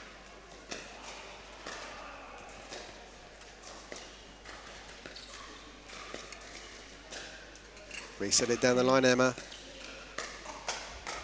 There we go. Straight away. Yeah, that worked a few points back as well. James has given you a massive window to open into, and just from where he's positioned, he can't earn you. He can't jump the line. Yeah. So you've got a safe landing zone to put it in there, even if it's not quite perfect. Oh. That was a slight miscommunication there between Emma and... The magic of the middle ball. Indeed.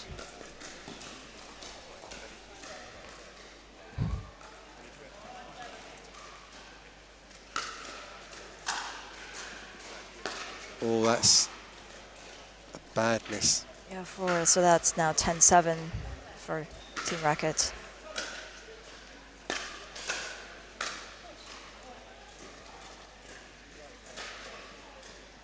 Just winding up again on that point.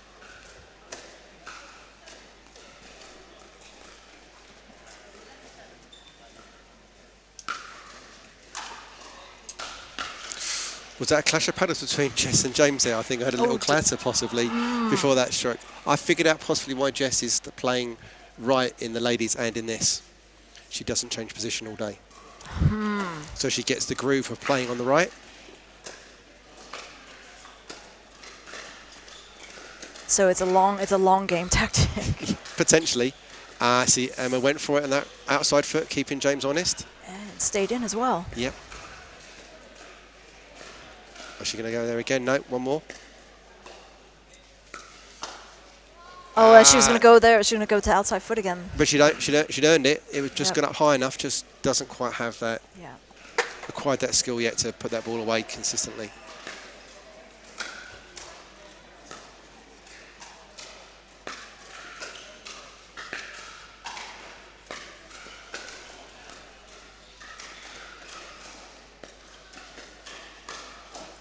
Oh. Pep Yep. actually wearing Body it back. from Jess, possibly the world's slowest body Body bag. back. Yeah, no skin was broken. But it was good to see Emma trying to go on to target James's outside foot again in that last point. There we go. Yeah. Bit of I formation there, James coming across, and often if you don't get it right, you've got to keep going because you're engaged in that firefight. Yes.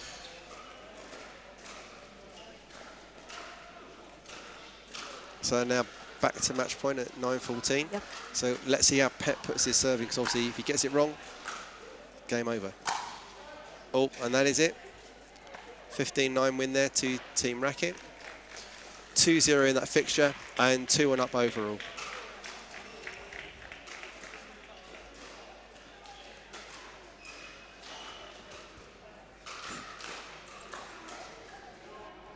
So an impressive win there for Team RAQT, 15-9 in the first of the mixed doubles. Of course, Pep coming in at that last moment for the Pickleball Store for the injured Bernie. And we'll have a lot more on the way as well from here at the Franklin Pickleball Premier League finale in just a moment.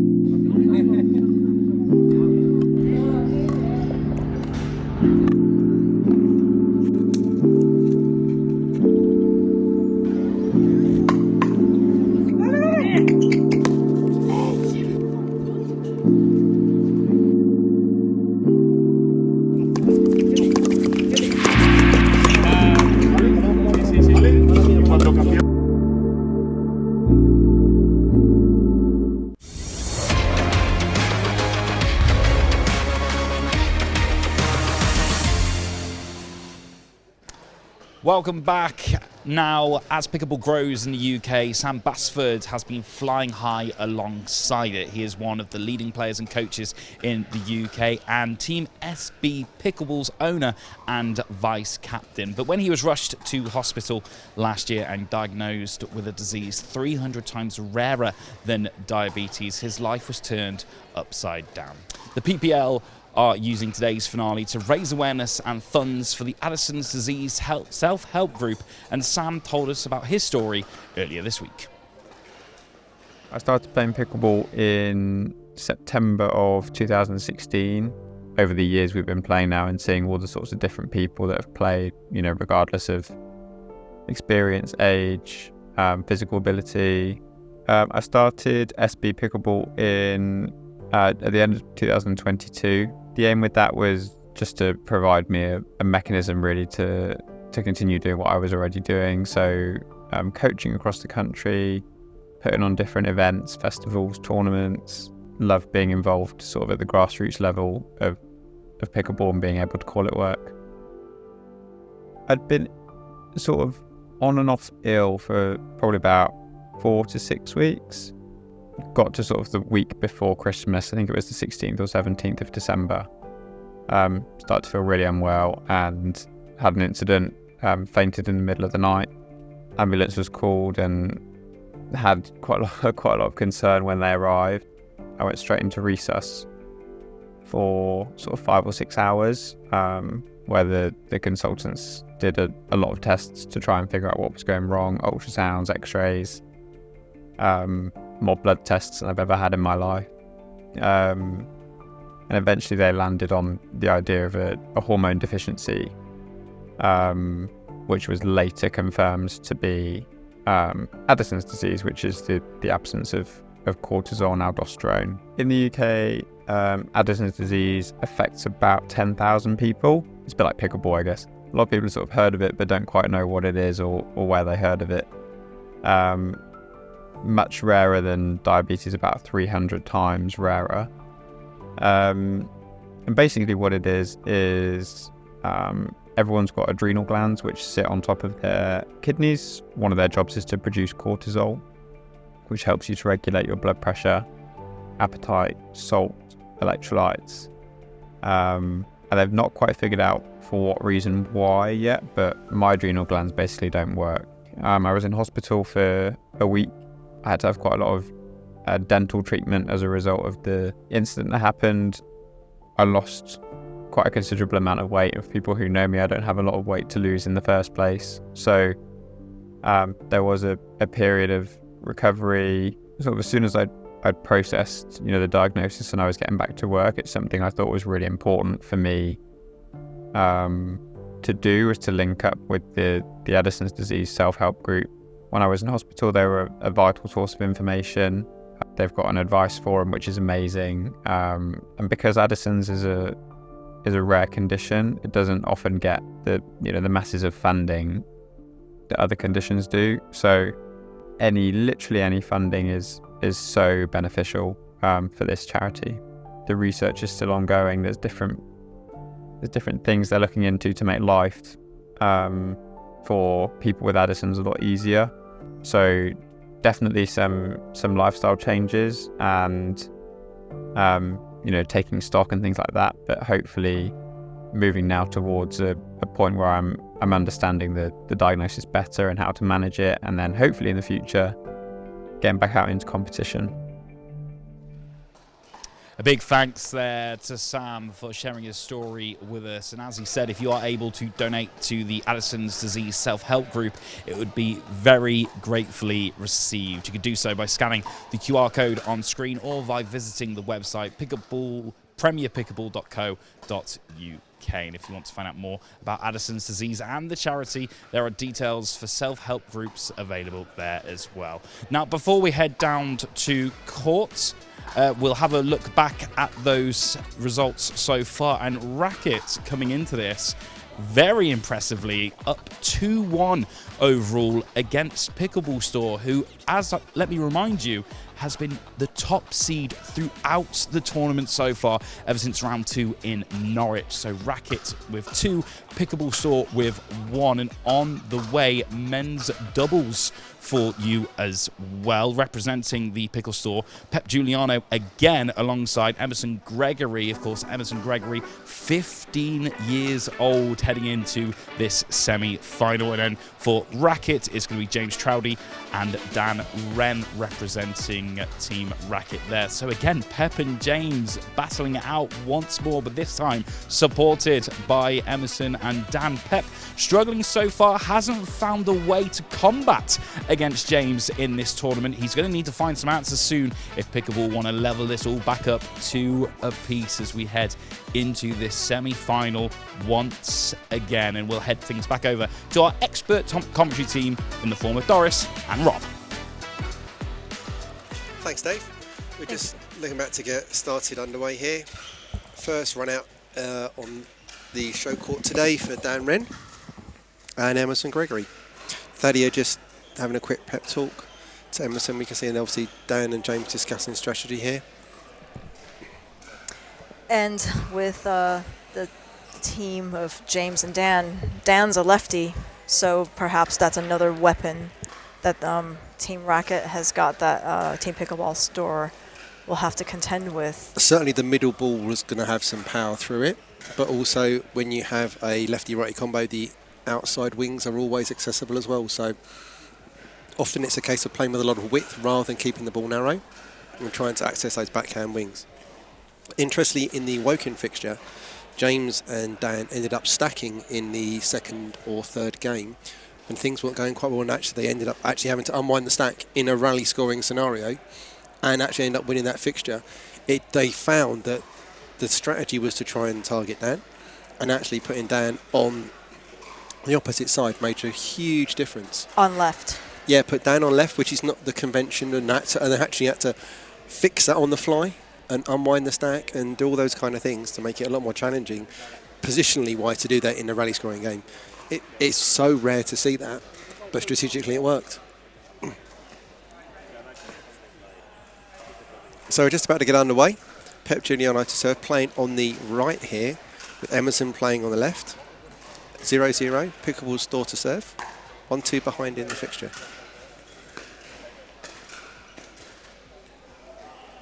Yeah, Dan just accessing that uncomfortable area for Emerson down by his feet. Very much anywhere it's uncomfortable is a good place to target in pickleball.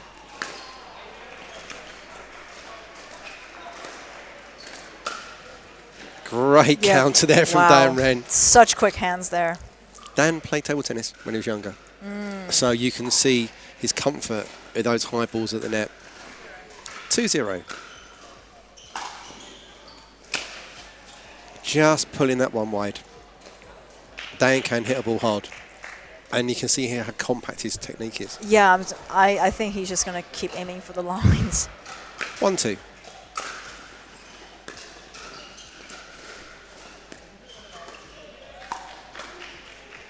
Again, that really fast flick. Blink and you'll miss it. Yep.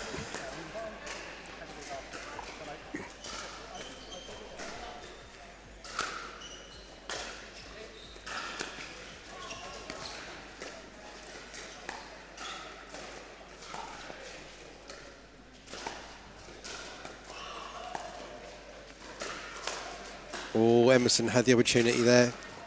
But Pep and Emerson are running a useful strategy. They're accessing Dan's outside foot there, so pushing his backhand into play.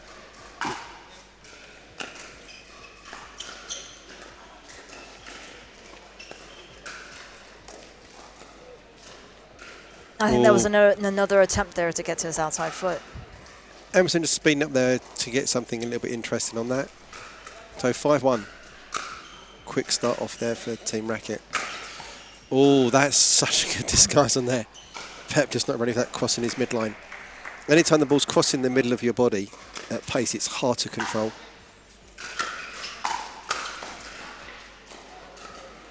That's a great reset for Emerson to keep that point alive. Yeah, Pep able to get that ball down, just chopping it up a little bit high. Dan's using a lot more of his two-handed backhand now. We see Suzanne Rouse there on the bench, not playing in this fixture.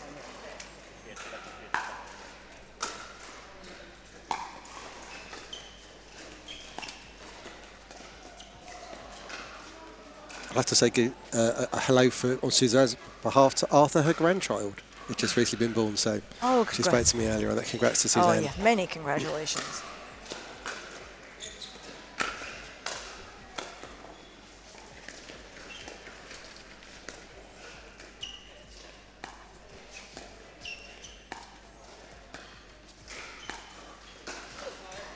That's wide. The risk is you're trying to get outside Dan's outside foot when you're dinking in that battle to try and prevent him, because he's very good at anything that's too close to his body. Doing something like that and speeding up with pace, particularly at the kitchen line, and just taking out the person in front of him. Obviously from there a bit further back, too much top spin to get that ball in. And a case of over-targeting that Dan's backhand. Yep. He's been successful for other teams to target Dan's backhand. He's not great at moving his right foot back and getting in space at times, but certainly putting his two hands in seems to be helping on that now. Oh, so that's a change from this earlier in the season. I'm certainly seeing more use of the two hands from him.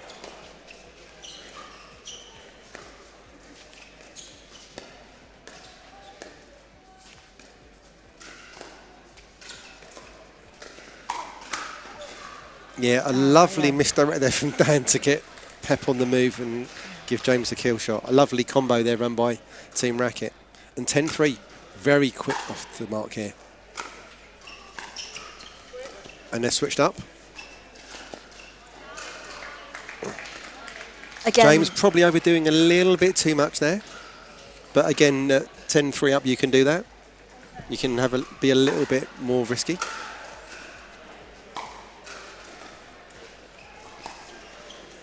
That's such a great drop from James there. Yes. How low he can be able to get his body and just craft the ball. And Pep's got nothing he can do. He's just charging in. Everything you've got to try and do is to slow your body down, and you can't to control that ball in. Yeah, nice transition hit there from Dan getting that ball, from Emerson getting that ball down at Dan's feet. Very hard to control. So 5-11.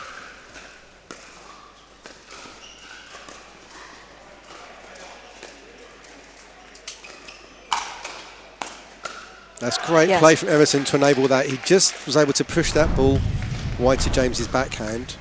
Here's the point that makes all the difference. Slightly high, Pep initiates the first one, Emerson finishes it off.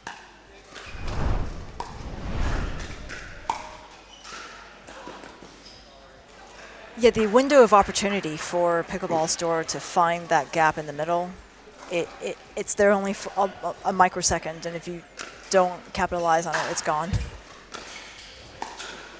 You have to run a wide middle combo. You need to be going, pull them out, pull one of them out wide. Yes. Hope they don't track successfully. Exactly. And then pull back from there. Going middle is going to be pain. And that's a great backhand counter there from Dan. But Team RAQT are good at closing down that gap in the middle. Yeah. I mean, that's a middle ball taken with the backhand because of how positively Dan's taking the middle. So 14-5. And that is cuffing him up, and that's game over. 15-5 is a really quick start. Yeah, wham bam, thank you, ma'am. Maybe what we're seeing here is the confidence of having played in the morning, that first fixture. That we're seeing Emerson playing his first game of the day. Pep coming in a little bit colder than Dan and James will be. Obviously, they're coming in from playing a whole rubber this morning and bringing that confidence of coming through that first round with them. Yeah, it's funny how, you know, it's a fine line between momentum that you build up throughout the day, or it can be fatigue as well. Yeah. It's a total battle between that. So it's just, there's the magical power of that drug that we can't tap into that easily, which is adrenaline. And once you get that flow and you're going, you can deal with that. You can push through that. And that can get past the fatigue, and you can be tired tomorrow. Yeah, and we see here on camera, I think Thadia is giving some pep talk to Emerson and Pep. Yes. Yeah, well, what we're featuring on camera now is trying to keep the lines clean. Obviously, helpful with Hawkeye. With the temporary surface we're using here on the Pickleball United courts, over a period of time, they just need a little bit of sweeping to keep this texture clean, because it's a very sandy, gritty surface. And it would be a shame if no one used the challenge. Yeah. Pickleball players are used to calling their lines, and we haven't seen anything that's been really that close. We haven't seen them kind of get to that point. Interestingly, we can't quite see it on camera here, but Team Pickleball Store have moved themselves as close as they possibly can to Emerson and Pep. We can just see them on the left of the screen now to give them that extra bit of support in the vital second match. Great intercept there from James, just jumping the non-volley zone line, keeping himself legal.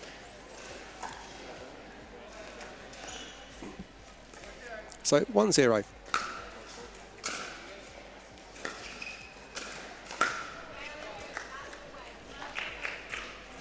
So Dan just unable to split step and control that ball when he came in from the return.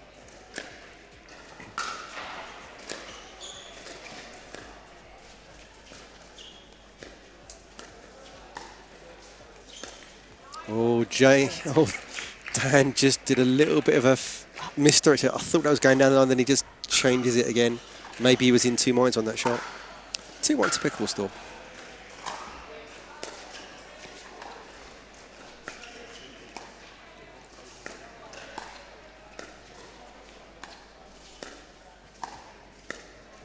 Pep trying to access Dan's backhand. Yep. Dan's moving away from it, getting the ball in the middle of his body.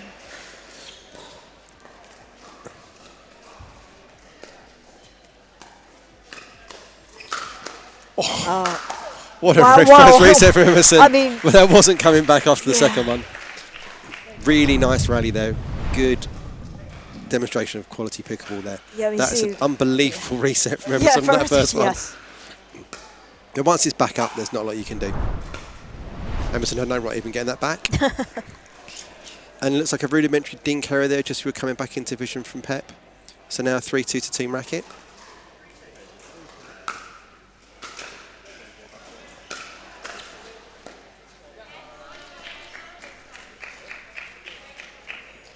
So a little bit more even to start off with there, 3-3. Hopefully that we can get Pickleball Store into this to make it a more competitive fixture.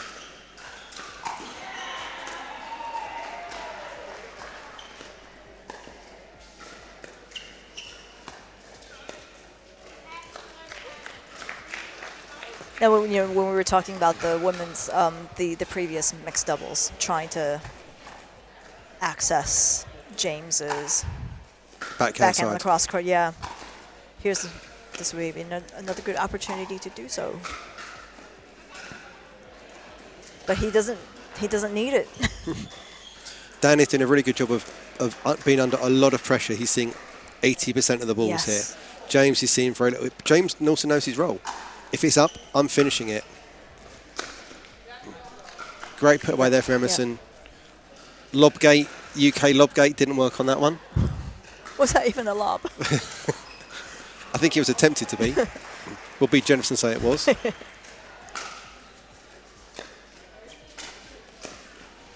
Oh, unlucky Emerson. Really close. These are the margins and the boundaries you're going to have to be successful with to be. Everything's got to be perfect. Yep. Don't try to make that drop too cute. James just taking control there. Wow. Doris 1 inch too high rather than 1 inch too low when it comes to those drops. The opponent you can never beat is a net. Exactly. So 6-5 to Team RAQT.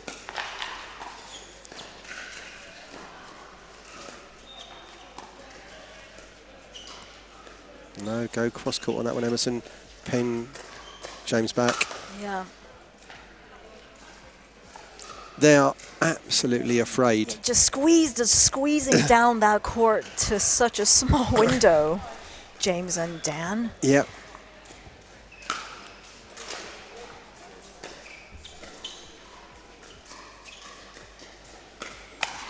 Yeah, Yes, good play there. well done, Just Pep. an error there from Dan. Just getting that dink a little high. And off it goes. Well capitalised there by Pep. Lovely roll as well. 6-7.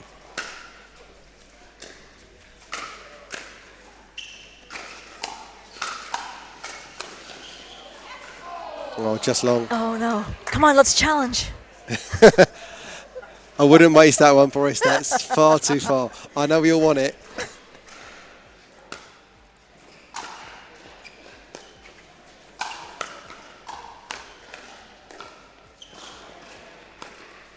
Good hands battle there, good initiation. Dan just a little bit back from the line there to defend that final ball. It's nice to see when people are patient and don't try to rush cleaning up. Like that one there, Yeah, another just crossing over-hitting it. Yep, so now it's 9-7 to Team RAQT. Oh no, yeah. Just, yeah. 8 8 all. 8 all.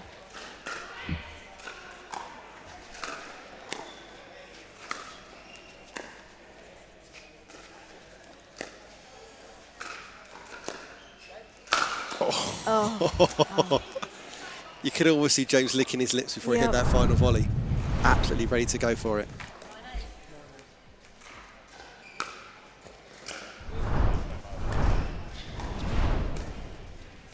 So that should be 9-8, yes, to RAQT. RAQT. So we're now back to 9-all. That dink for Emerson getting a bit big on Dan and able to control it. So we're now, oh actually, yeah, 9-all. Yeah, it is 9-all. Yeah, Pep just passed it all back over to Emerson.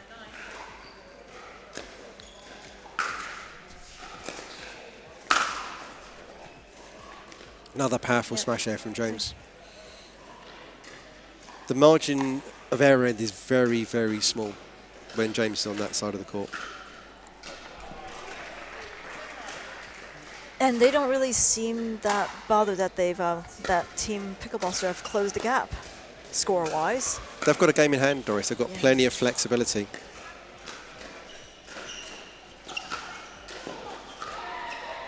Okay, so Emerson being the target now. Yep. Oh.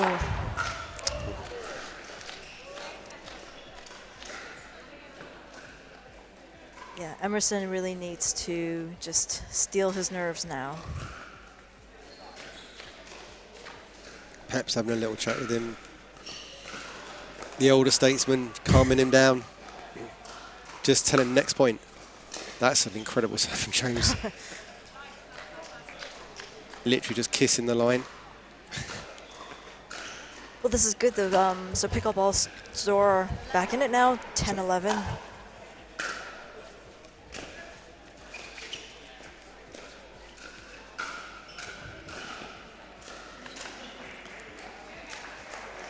I'd like to see a little bit more positive body language for Emerson there, just looking a little downcast. You've got to throw that away. Yeah, don't I know that Next feeling? one.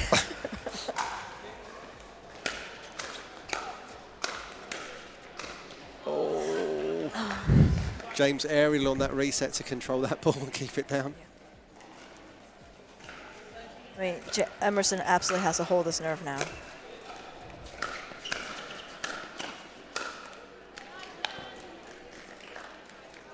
So we are looking at 14-10 now to RAQT. Match point to RAQT. It was from 10-all now. It seems slightly one-way traffic again for Team RAQT.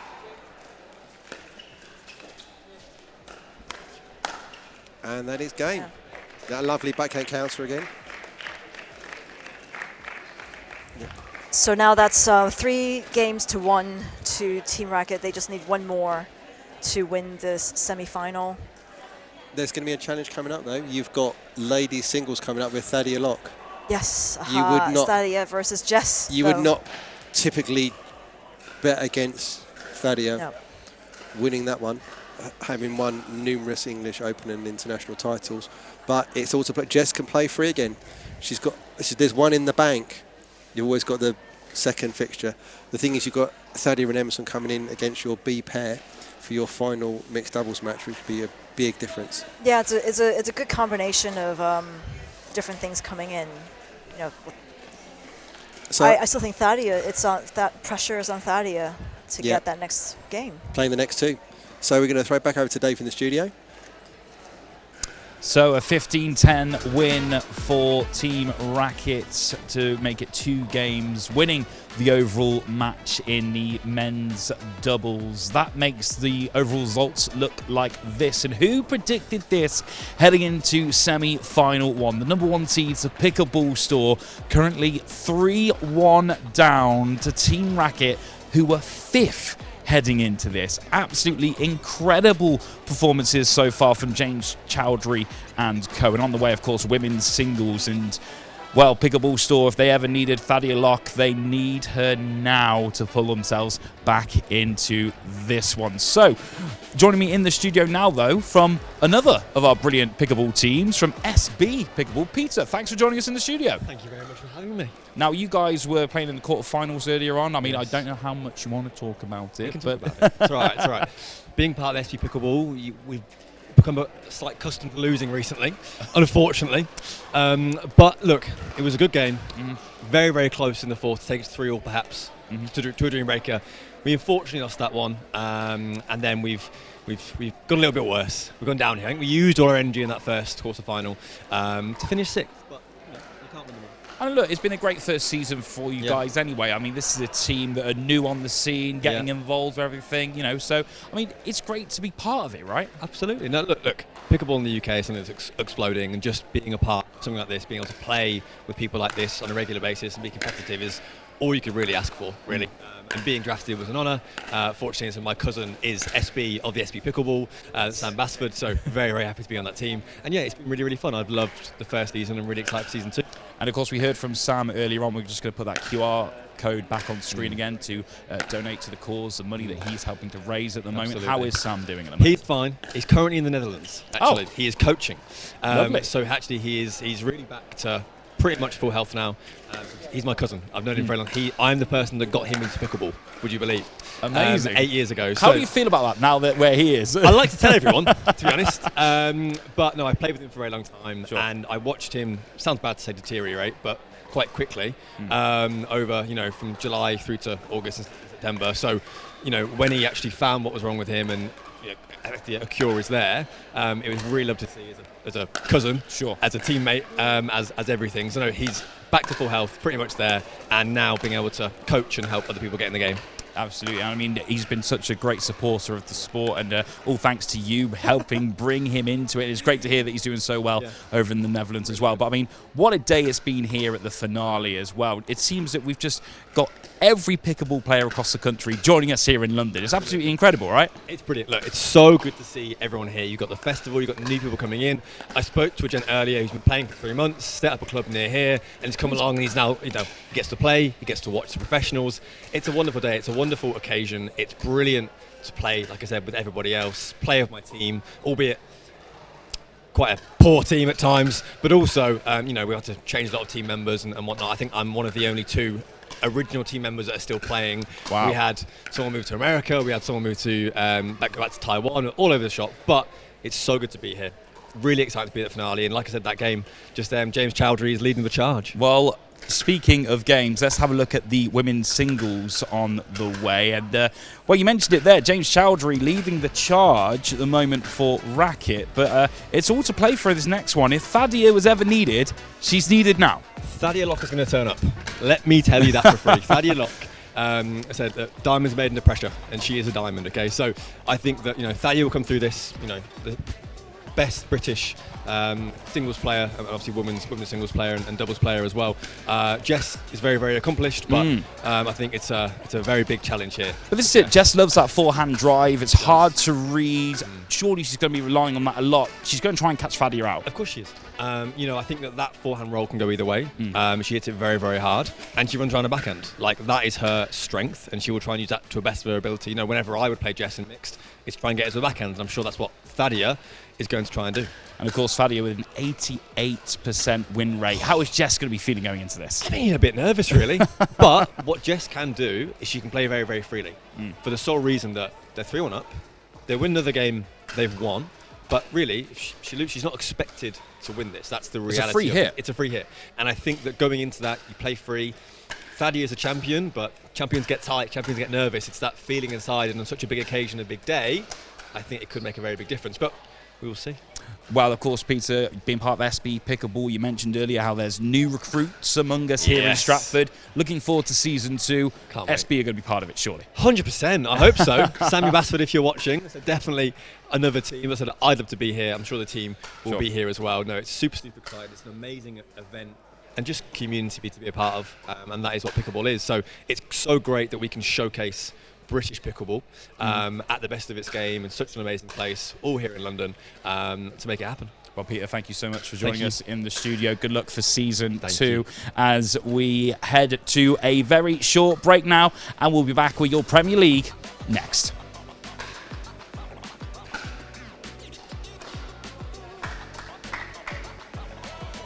So...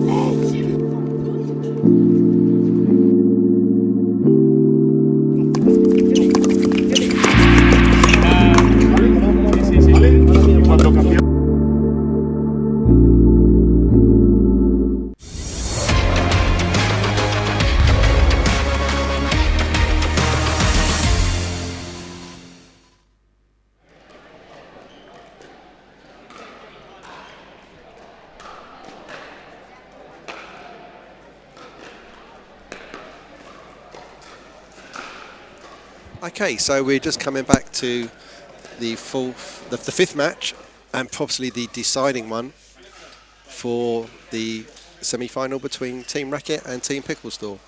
We have Thadia Locke playing for Team Pickleball Store, and for Team RAQT we have Jess Wilson. So I just noticed there's been a paddle change by Jess. She's using something different for the singles compared to the doubles. Just a quick warm-up. Looks like Jess has either had to change paddle or is deliberately changing paddle.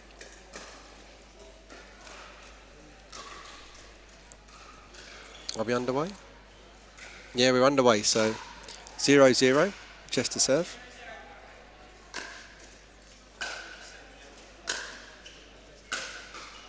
And straight away, Thadia Locke there lasering the line.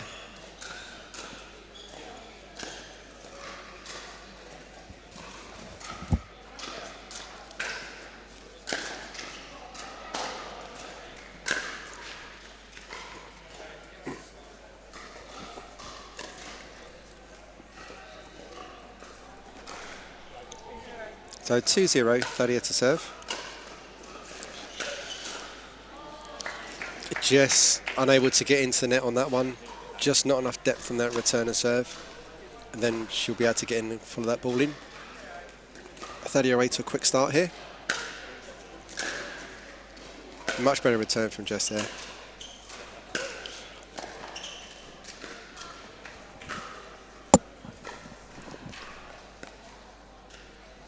So a very quick 4-0 start here to Thadia.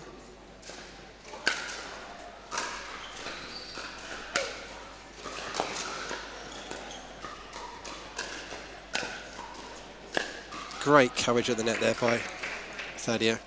Off to a very fast start here, 5-0. So Jess has switched to a slightly more powerful version of Spots' paddle. Hopefully trying to get a bit more pop and counter punch and to get that first strike in on Thadia. That's an excellent return of serve there. Very short, but because of the extra topspin, it just didn't get up for Thadia to get something on that. So we're now looking at 1-5.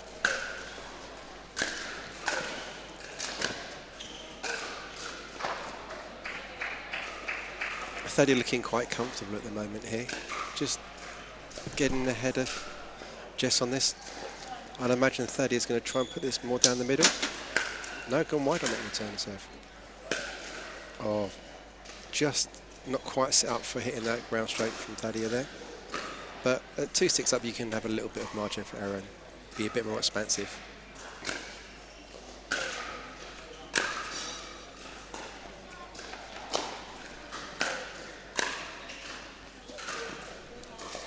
What an amazing cross-court return there from Thadia.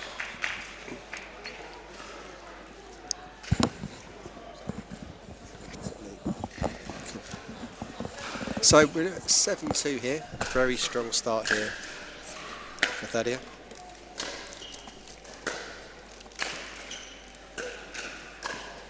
And just sending that long. And joining me in the commentary box after his stint as a pundit is Peter Hitchman. Good afternoon, Peter. Good afternoon. Is this our first time on the box together? I think it might be. You obviously an experienced commentator from English events. What a treat. Okay, I've not been watching the game so far. Bring me up to speed. What's the Very plan? much in Thadia's favour at the moment. She's 9-3 up. Out the blocks very fast. Hitting lines, hitting areas. Not allowing Jess to really get in so much in the way of points. And also having a little bit of luck as well. Yeah. It's not really what you want when you're 9-3 down. But, okay, what would you like to see from Jess then? You know, if anything, what is she going to do to get back into this? She's got to try and get into some kind of rally. It's all very, very quick. I mean, I can see that Jess's body language is struggling. Frustrated. I would definitely be thinking about pulling a timeout. No one's used a timeout yet. And that's something that is a strategy you can use.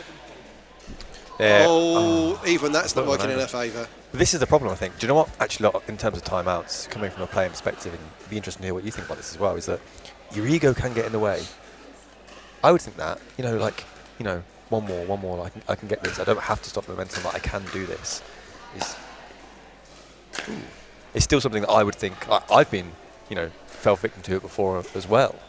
So I think maybe that's part of it as well. But frankly, when you're 12-2 down, I don't think you're going to have much ego left in tennis. I think it's a strategic nuance that people don't use enough. I agree with that. In the UK, most of our events don't have them, so we aren't accustomed to knowing we can use them or being used to using them. Very true. So 3-12 here.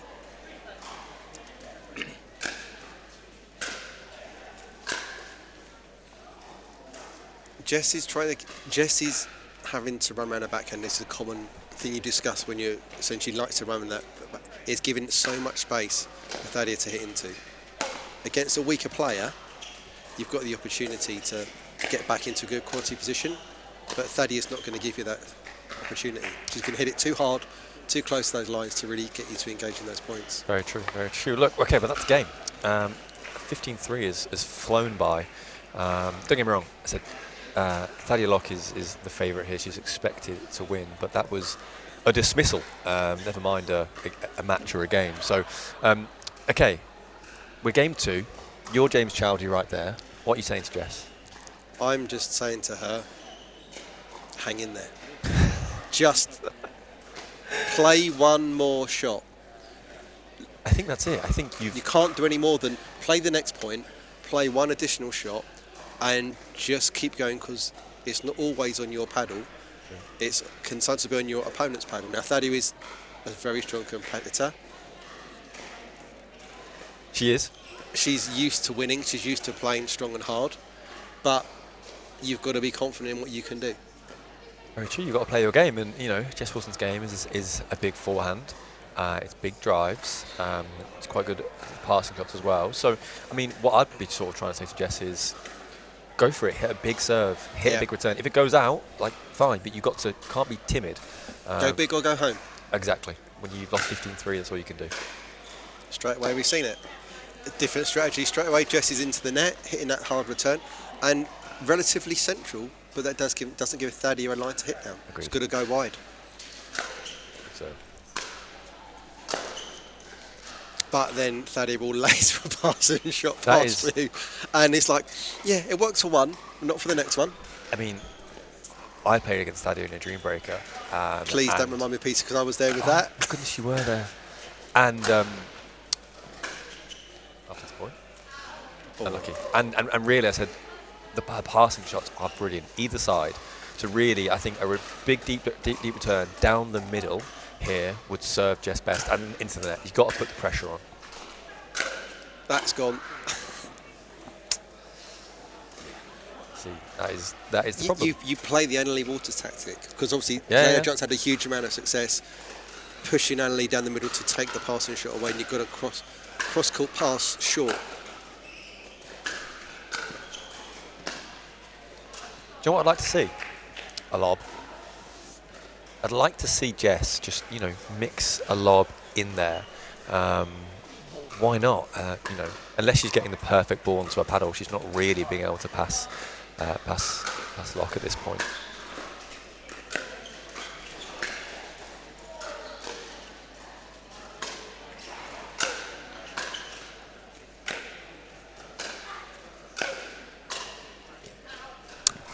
Oh, Jess is disconsolate there on court. I think she's telling herself, what more do I have to do? It's relentless.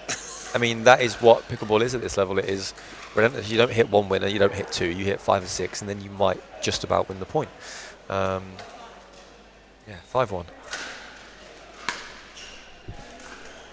And then you start overhitting. I'm not mad at that, though. No, I'd rather go long Absolutely. than go short. 6-1. Great. Look at that shot. Look at the angle. There's nothing you can do on that. There's nothing you can do about that. Absolutely nothing. You couldn't have got that return more as a deeper in the corner. Brilliant shot from Jess, and a better shot from Thaddeus. Just hits the line. There's nothing anyone can do on that. And that's what we saw when you were playing against her. Just yeah. I think we both felt that we'd lost that match on the coin toss. The second that you were put against Thaddeus, we're thinking, okay, the matchups don't stack anymore, and we're in trouble. Nice to hear the confidence in your captain there. Well, you were the captain, Pete, weren't you? Exactly. Okay, so we're at 8-1. Now, Jess looking frustrated, a little bit disinterested, and can you blame her at this point? It is it's very, very tough.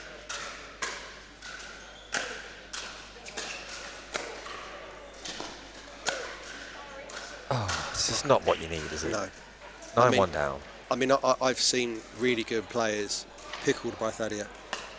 Absolutely. You just got to try and keep confident and keep going. You can't let this affect you mentally. Oh, just long. Thadia's been throwing a lot of lobs in today. Thadia loves the lob. Yeah. It's actually one of her best shots on the forehand lob.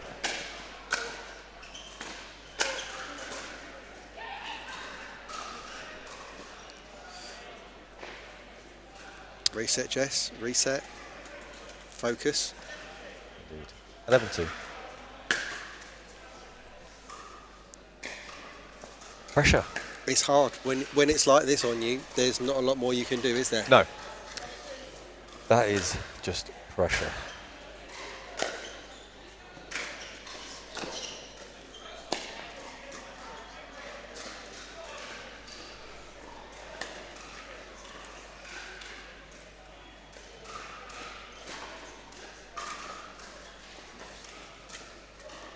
$13-2. This should certainly be something like this is going to really bring Thadia's points up in our Fans Play Fantasy app. Absolutely it is. Is she in your team? Yes, she is. Who else is in your team? Oh, that would be telling. Okay, timeout has been called by Jess, just to hopefully disrupt some of Thadia's momentum. What's your thoughts on that, Peter? I mean, I appreciate the timeout. I'm just not sure anything that she's done at this point has been terribly effective, and that is just credit to the relentless nature of Thadia Locke's play, consistency. It's very, very difficult. It's very, very, very difficult to play against. So I think all Jess can do here is that keep plugging away, keep trying. Like I say, I would love to see a lob if we get to that point. But yeah, I mean, I'm all out of ideas as a commentator watching. So the only things, I mean, the point is you don't even get the serve. You can't even implement something on the rally. Oh, there becomes a lob.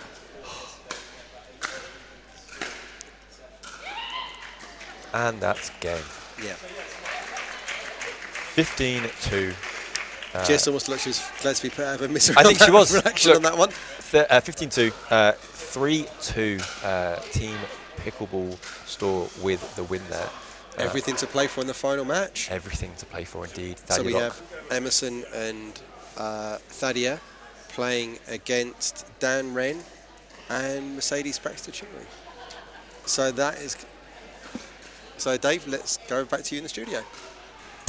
A big thanks to Rob there alongside Peter on commentary. A crucial points for the Pickleball Store, taking their score overall back again 2-3 against RAQT at the moment. And well, it's going to come down to the wire. Mixed doubles on the way for you. But first, I want to introduce into the studio now the owner of the Pickleball Store, Mr. Lloyd Ackrill. Thank you so much for joining us, Lloyd. It's a pleasure to have you here. You must be a very happy owner at the moment. It's been a wild ride, to be fair, since joining the league, and somehow we've kind of won every dream breaker so far that we've been in, and it's really impacted and had such a good play.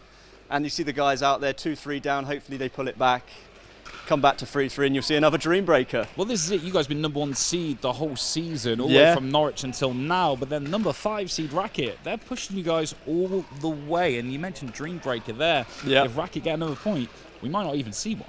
I know. I'm praying for a dream breaker. I know it's a weird thing to say, right, being praying for a dream breaker. But I think if you look at the stats over the season, the dream breaker for us has been something we've kind of, I say dominated in, but something we've done really, really well.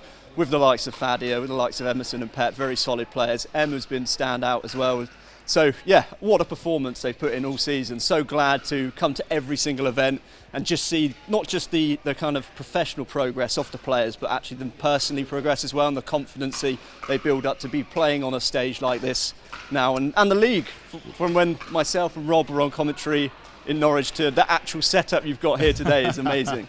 Well, it's a pleasure to have you here, Lloyd. So let's talk about it then. Obviously, the team, great success so far this season. Yep. But how did it start for you as the owner? How did you find your love of pickleball? So I went on holiday in 2019, 2020, just before COVID. Obviously, COVID shut the world down. But I went to America, and my parents were like, "Oh, there's this game people are playing. It's massive in America. Why don't you give it a go?" I was like, "Oh, not really sure. Here for a holiday." Watched a couple of people play it, and then suddenly it was like, actually, I like sport, let's give it a go. Played it on the first day and then played it for 2 weeks straight. So yeah, Amazing. really good fun game. And then came back to the UK, and at the time there wasn't much infrastructure in place to be able to play it. There wasn't the likes of this. Pickleball England obviously was starting and kind of growing, but there was no infrastructure on the Isle of Wight where I'm from. So a couple of friends and I basically bought equipment from Amazon, wooden paddles, that sort of stuff, and we just had no idea on the rules. We just hit it back and forth over the net, and yeah, we kind of went from there, and actually beginning the journey thinking, actually, I want a better paddle than the wooden one I've got, and just couldn't find options. And particularly you see these amazing brands like Franklin, like Selkirk, Yola, all these really cool brands in the US that just weren't being represented here in the UK. So something we wanted to do was, how do we correctly represent them? How do we put them in the hands of players here so they get the chance to use them? And the journey's been amazing. Like, I didn't expect it to bring us here to where we're now in the PPL final, playing off against some really good players of Team RAQT. So yeah, we'll see how it goes. It's amazing how you brought a whole business side to it, to the Isle of Wight as well, because I know you do a lot of business support with students at the University of Southampton. So being able to bring your new love of pickleball into that as well, that's a big achievement.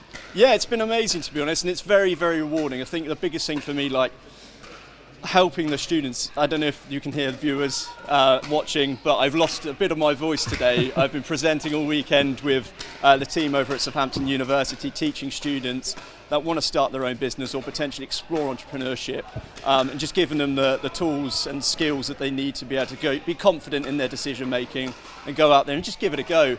Because if I realised how hard it was, would I have started?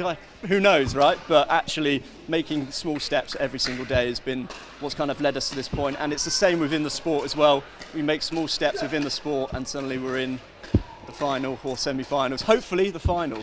Well, Lloyd, thank you so much for joining us. It's been a pleasure to have you with us in the studio. Good luck for that mixed doubles on the way. We're going to take a quick break now, though. And when we come back, our 6th match. But before we do a quick challenge for you, it's a well-known fact that A-listers all over the globe are loving pickleball. So here's 3 famous picklers for you. Can you guess who they are? Answers coming up in just a few minutes' time.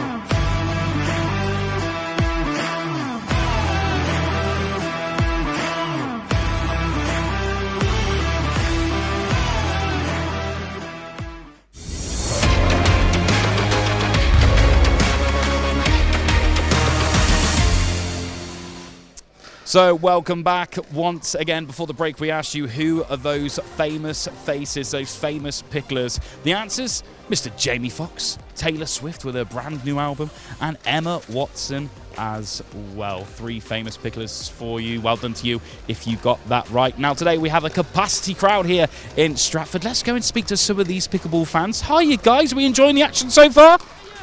Yeah, we enjoy it. Just a double thumbs up, that's all we're going to get. Mr. Cameraman, follow me, let's go and see some more, You were looking at me with dreaded fear. How are you finding it so far though? Very good, thank you. No, it's been great. Amazing. All right, let's go to over... Who are we going? Let's go here. So how are we finding it so far? This has been amazing, this whole tournament. The whole thing's been amazing. I mean, the talent is incredible. And every year it gets better and better. And they get younger and younger. But yeah, it's great. It's a great game. And I mean, what a game so far between all these guys. I mean, it's close. We could see a dream breaker. We could. If Emerson and Thadia take this, and my money's on them, then yes, it'll go to dream breaker. So exciting stuff. Yeah. Amazing. Thank you so much, Suzanne. Let's carry on. Right, Mr. Cameron, let's go this way. Let's go the opposite way. Let's head on down here. I'm going to make you come all the way to the end. How fast can you run? Let's go. Well, hello. Welcome. How are we finding it so far here? Exciting, thank you. Very exciting. So who are we backing in this game now? Because we could go to a dream breaker. Yeah, it's the RAQT Sports. My son's Daniel, so yeah. Oh, Team RAQT. And next to me, I've got Karen enjoying it. What are we having, Karen? You guys, SB Pickleball, you're in the quarterfinals earlier on. You might not want to talk about it. I know it was a bit difficult, right? Yeah, we had some tough matches, but it was really good fun. But that's the important thing, right? And you're the only Scottish player in the league, apparently, as well, right? Yeah, I am. I'm so happy to be here. I love seeing all my friends down here, so I'm just really happy to play. Well, thank you so much, Karen. It's been amazing as we get ready for our next game. What a game this is as well. Mixed doubles between the Pickle Store and Team RAQT as well. It could be Thadia and Emerson with a big win to take it to a dream breaker, and Mercedes and Dan representing RAQT. We're going to head it back over to Rob on commentary. Hi, thank you, Dave. I've still got Peter Hitchman with me here. Looking forward to the final match of this rubber. We are, yeah. I mean, it's a big game. Are we going dream breaker? Are we going 4-2? I mean, I'm going to ask you, Rob, I'm going to ask you for an early prediction, not only on who's winning, but also a score prediction, please. I would be looking at 2-1 to Team Pickleball Store overall. Okay. I think it's going to go swing one way, swing the other way, and then be horribly close in the final one to close it out. Ooh, a nervy one. Okay. Where are you, Peter? I'm going to go 2-0 to the Pickleball Store. So this is something that, if you've kept up with any of the other PPL games or days up to this point, Thadia always plays mixed second, because typically your second mixed team is the weaker team, and it's not a guaranteed win, but I think that it increases those chances. So I actually believe that I would expect Thadia to play on the left and put Emerson on the right. No, I think that they've always played Have lefty they? right. I think they've gone lefty right as in the conventional gender setup. The interesting one we've got here is that Dan will be playing right, being left. Yes, and Mercedes being left. Yes, so that is interesting. It's female head to head. Yeah. So interesting. It'll be Dan's dinks cross court potentially against Thadia's dinks, and Mercedes against Emerson's. Yes. So a very interesting nuance in this game in having lefty and females ahead rather than females direct. Agreed. So what I'm expecting to see here is genuinely Thadia and Dan dinking, and I would expect a lot of straight down the line lobs from Thadia. Yep. One of my favourite shots over Mercedes. Who again, he doesn't have the biggest smash in the game by any means. So it's the only risk is Dan's lefty. So he's you're smashing into his wing rather than across his wing. True. But if you go over a backhand side, that is what I would be looking to do. But look, I think that Thadia is going to lock down the point. Oh, Peter. Thank you. I'll be here all day. Lock down the point, I believe, for Team Pickleball Store. But we are about to serve underway. Thadia to go.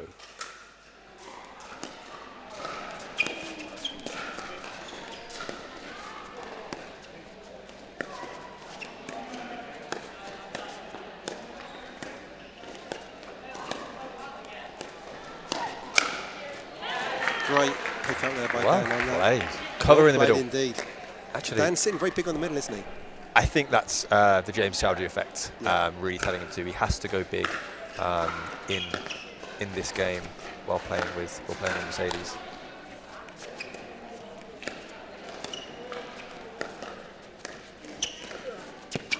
Oh, Emerson made the right call to maybe go for an early there.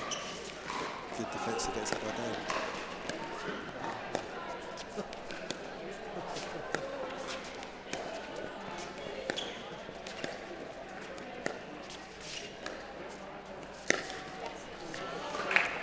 Patient game. That's a very, very predictable pattern.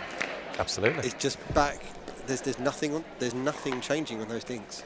That's just who fouls first. We could be here for a while, but actually one thing to note is that Emerson Gregory, top right of your screen, is an incredibly attacking, talented player, and I think that he's genuinely having a lot of patience and being forced to do so. Yeah. I think that's what he needs to do. Just the consistency, back himself, have the faith. It looks like it's going to be a left-left battle between Mercedes and Emerson at the moment, rather than a right-right. There goes the lob. Good, actually. That is never not on. And that is Emerson. I'm going to say that is just alluded to what I was speaking about. I said he will go for shots, he will miss shots, but I think the way to win this game inevitably is consistency. He needs to not lose. I mean, you would say that on this court, Thaddeus was clearly the strongest player. Absolutely. By a significant degree. Absolutely. So the more that she can get herself into the game, the more chance they are going to have to win. Thaddeus will make the right call more often than not, the vast majority of the time.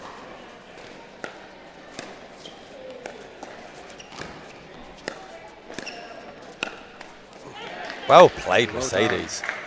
Patience, waiting for it, and then actually a good speed up from below the net. I think caught them out there.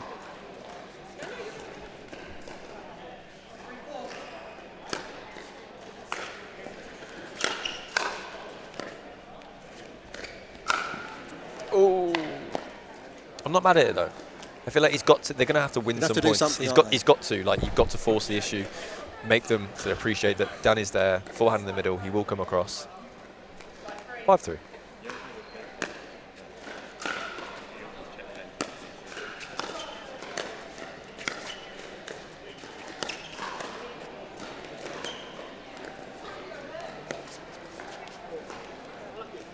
We are seeing a pattern, and if that pattern, and if that pattern continues, Pickleball Store are going to win. Yes, and it's driven by Emerson's patience. Very impressive patience, actually. So he's just not established on that one. He made the right decision to take it early, but he wasn't quite set. No, he was still moving.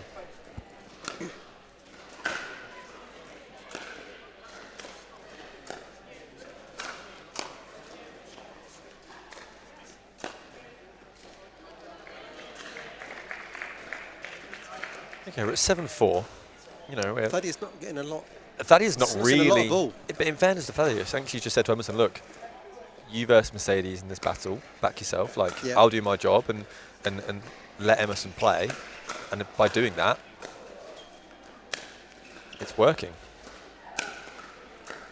So, I believe Hawkeye's going to be for the final. Excellent. Not sure we need Hawkeye for that one though. No.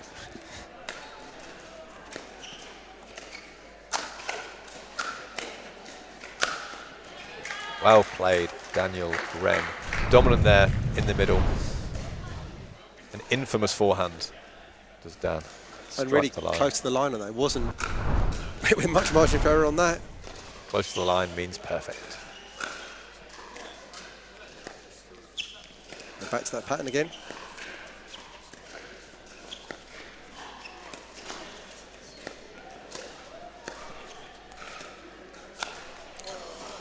Do you know what? That was the right shot. Mercedes is getting some real looks here, and she's put one away. She's put two in the net, but I'd feel comfortable if I was the Pickleball Store, but I wouldn't feel overly confident because Mercedes is doing really, really well against Emerson right now. And look how far Dan's over.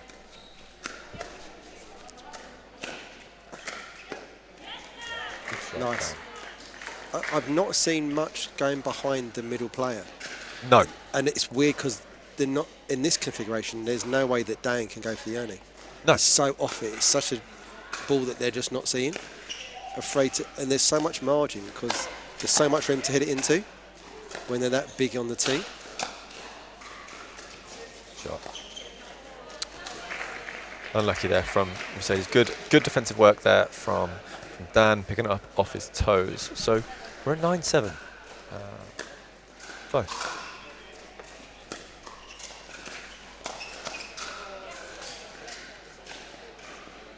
Yeah, the first instigation we've seen there from Emerson off the backhand wing, completely tricking Dan on that ball. Don't get me wrong. Here it comes. A bit of yo-yo action there. Wonderful lob, wonderful drop then from Emerson. But no, don't get me wrong, they're winning right now. They're 11-7, it's working. But I think if Mercedes tighten a few things up, it would be a lot closer than it is right now. So I would like Emerson just to, even then, just pop it behind Dan. It's a massive gap. Yeah, it's huge, and he's just not going to jump you. No. And I understand, look, you want to hit to the quote-unquote weaker player, but you also want to hit to the space. Yep. You need to access the weaker player through the stronger player. Do you look at the gap? Is that? Oh, there we go. I think Mercedes was a little bit wide. Yeah. But yeah, there's a massive gap. But in fairness, right now they're winning those cross-court battles. There's no need to change it. I think it'd be easier if they did. I mean, a cross-court to down the line is always taking a potentially attacking dink to a defensive dink because of the landing zone. True. But there's so much space. I mean, you look at how compact. I mean, they're what, a foot apart from each other for Team RAQT. Really, really compressed. Yep. I mean, I prefer to see Mercedes taking at least one step more to her left to set up, to give Dan a little bit of room to work.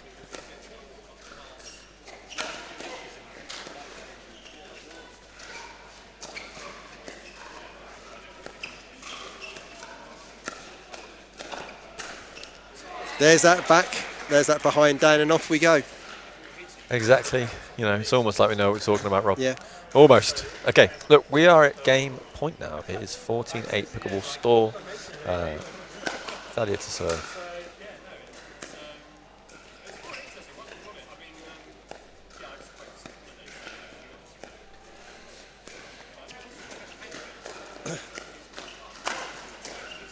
And there we go, again behind Dan. Game one. Game one, Pickleball Store. Thalia and Emerson have taken that one 15-8. Okay, Rob, your analysis of game one and what would you like to see from Team RAQT game two? I think there needs to be some kind of variation in that cross-court dink pattern. At the moment, there is nothing other than a diagonal cross-court dink with not a lot on it, with very little change of direction. I talk about changing the taps, so changing the trajectory of the ball, the angle you hit it, the pace or the spin. They're pretty much all going back without turning anything on the tap. Okay. And a little turn of the tap for one of those variables gives something different as a look to look at. Okay. If it's just the same ball back over and over again, you don't feel any threat. No. So something different, not big, just something. Hit it 5% slower. 2% higher. Yeah. Just make something alter to make them think. So if it's the same ball over and over again, nothing's going to happen. You are spot on. So, this is the situation right now. RAQT 3, Pickleball Store 2. Pickleball Store are up in game one of the final mixed doubles game. We've not actually had any 3 sets yet. No, we've not even had a close game. It's all been very much one-sided, or could maybe get to 15-10, but there's not been the 14-14 squeaky bum time ones. Yeah, we had a few of them earlier. Yeah. We lost all of them. Oh. Sorry to rub salt in it, Pete. It's all right. Swings and roundabouts.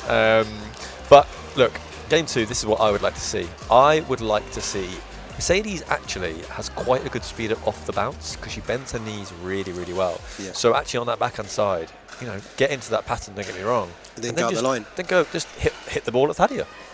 If you're not hitting a ball time and time again, it is your tendency to relax. And don't get me wrong, I'm not expecting it to work all the time, but just mix it up, dink to the middle. Make them think, is it Thadia's ball, is it Emerson's ball? Just make them use their brain. Like that. Oh, yeah.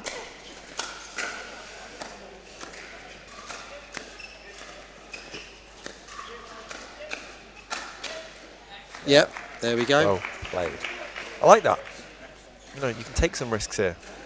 I just don't think they're going to outdink them, is the reality. So I genuinely think that a bit of pace.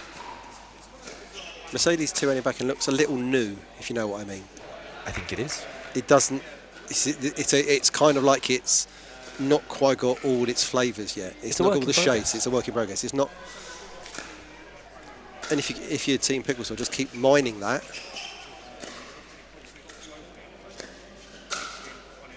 Yeah. Dismissed. Sit big in the middle, bang, see you later. Again, if I'm Emerson, I would be keeping Daniel Wren honest right now.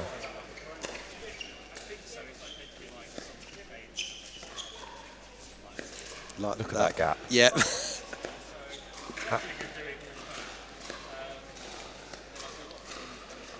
No, that's not the one to go at. That one. He's got too close to the middle.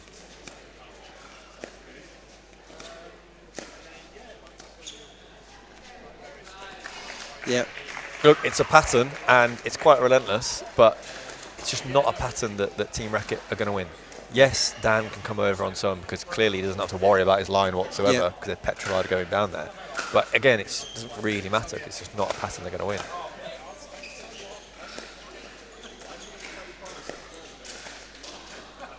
And then Dan's going to try and do too much. Absolutely. But I did like that dink to the middle. I do. That's the first one we've seen. I'm not sure Thaddeus hit a ball this game yet.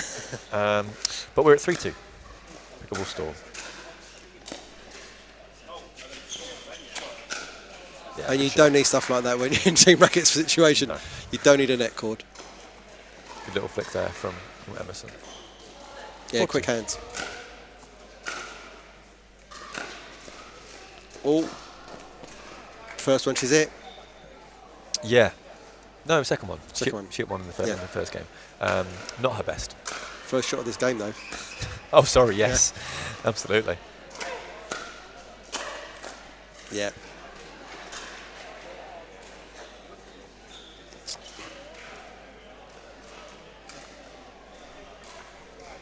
So 5-3 to Team Pickleball Store.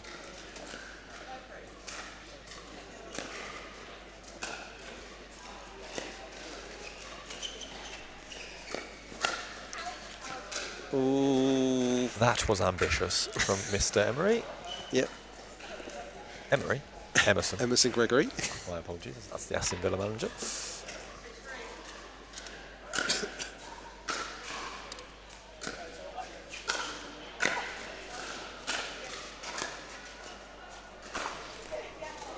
Yeah. Whoa. I don't think Dan's going to... That did not bounce. No. Good smash. Okay. 4-6. 4-6.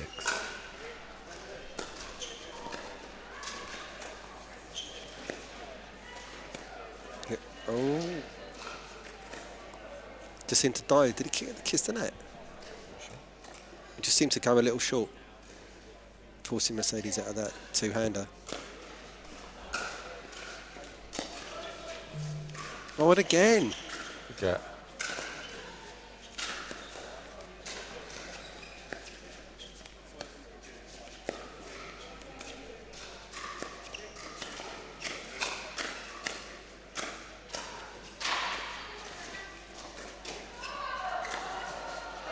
Oh, lovely stuff.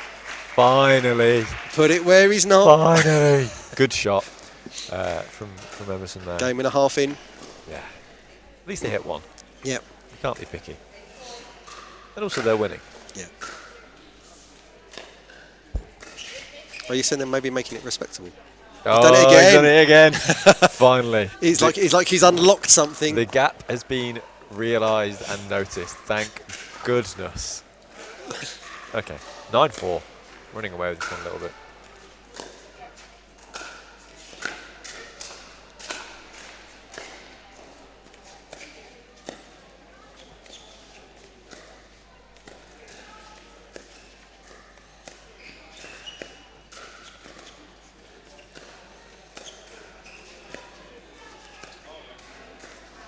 That's out.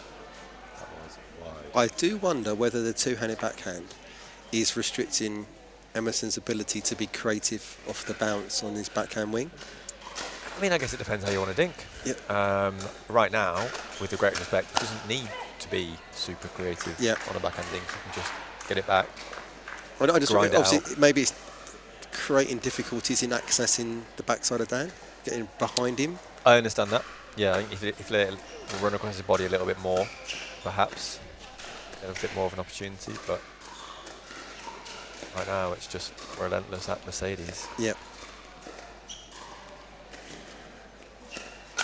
And it's tough because she's our former teammate. Indeed. Indeed.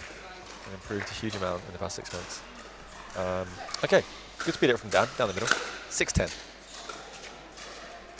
Is that return long? Long. Yeah. 7-10. Getting maybe a little bit tight. I mean, when you don't hit balls for that long, it's inevitable, I think, unfortunately. That's a great defensive reset there from Emerson.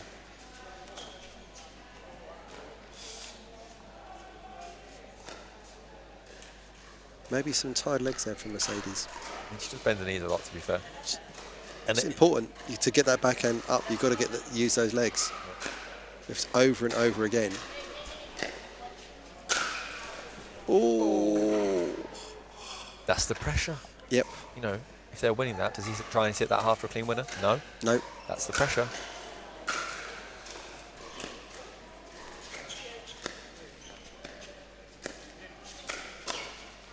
Well played, Mercedes. Yeah, well done, Mercedes. In fairness to Emerson, I don't think he's pretty much got every single third shot. I don't think he's missed one third shot over that side to Mercedes. So I always like a diagonal third just because you've got that landing space. So much more room to drop.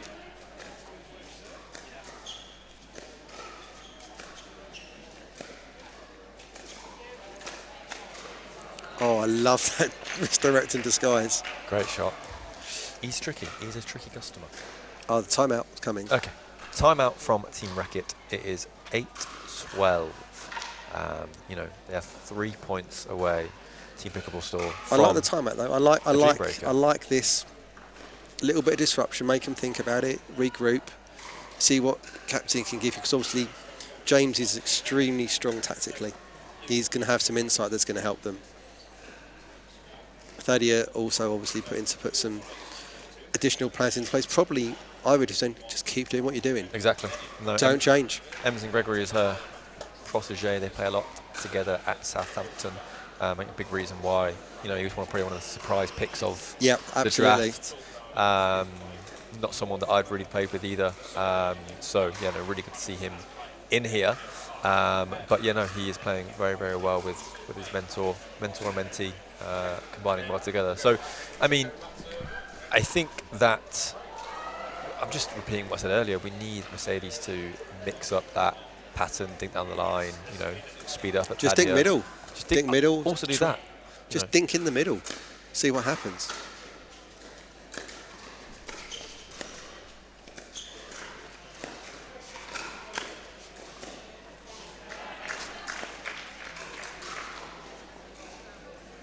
$14-8. 14-8. We were 1 point behind. 14-8. Okay, look.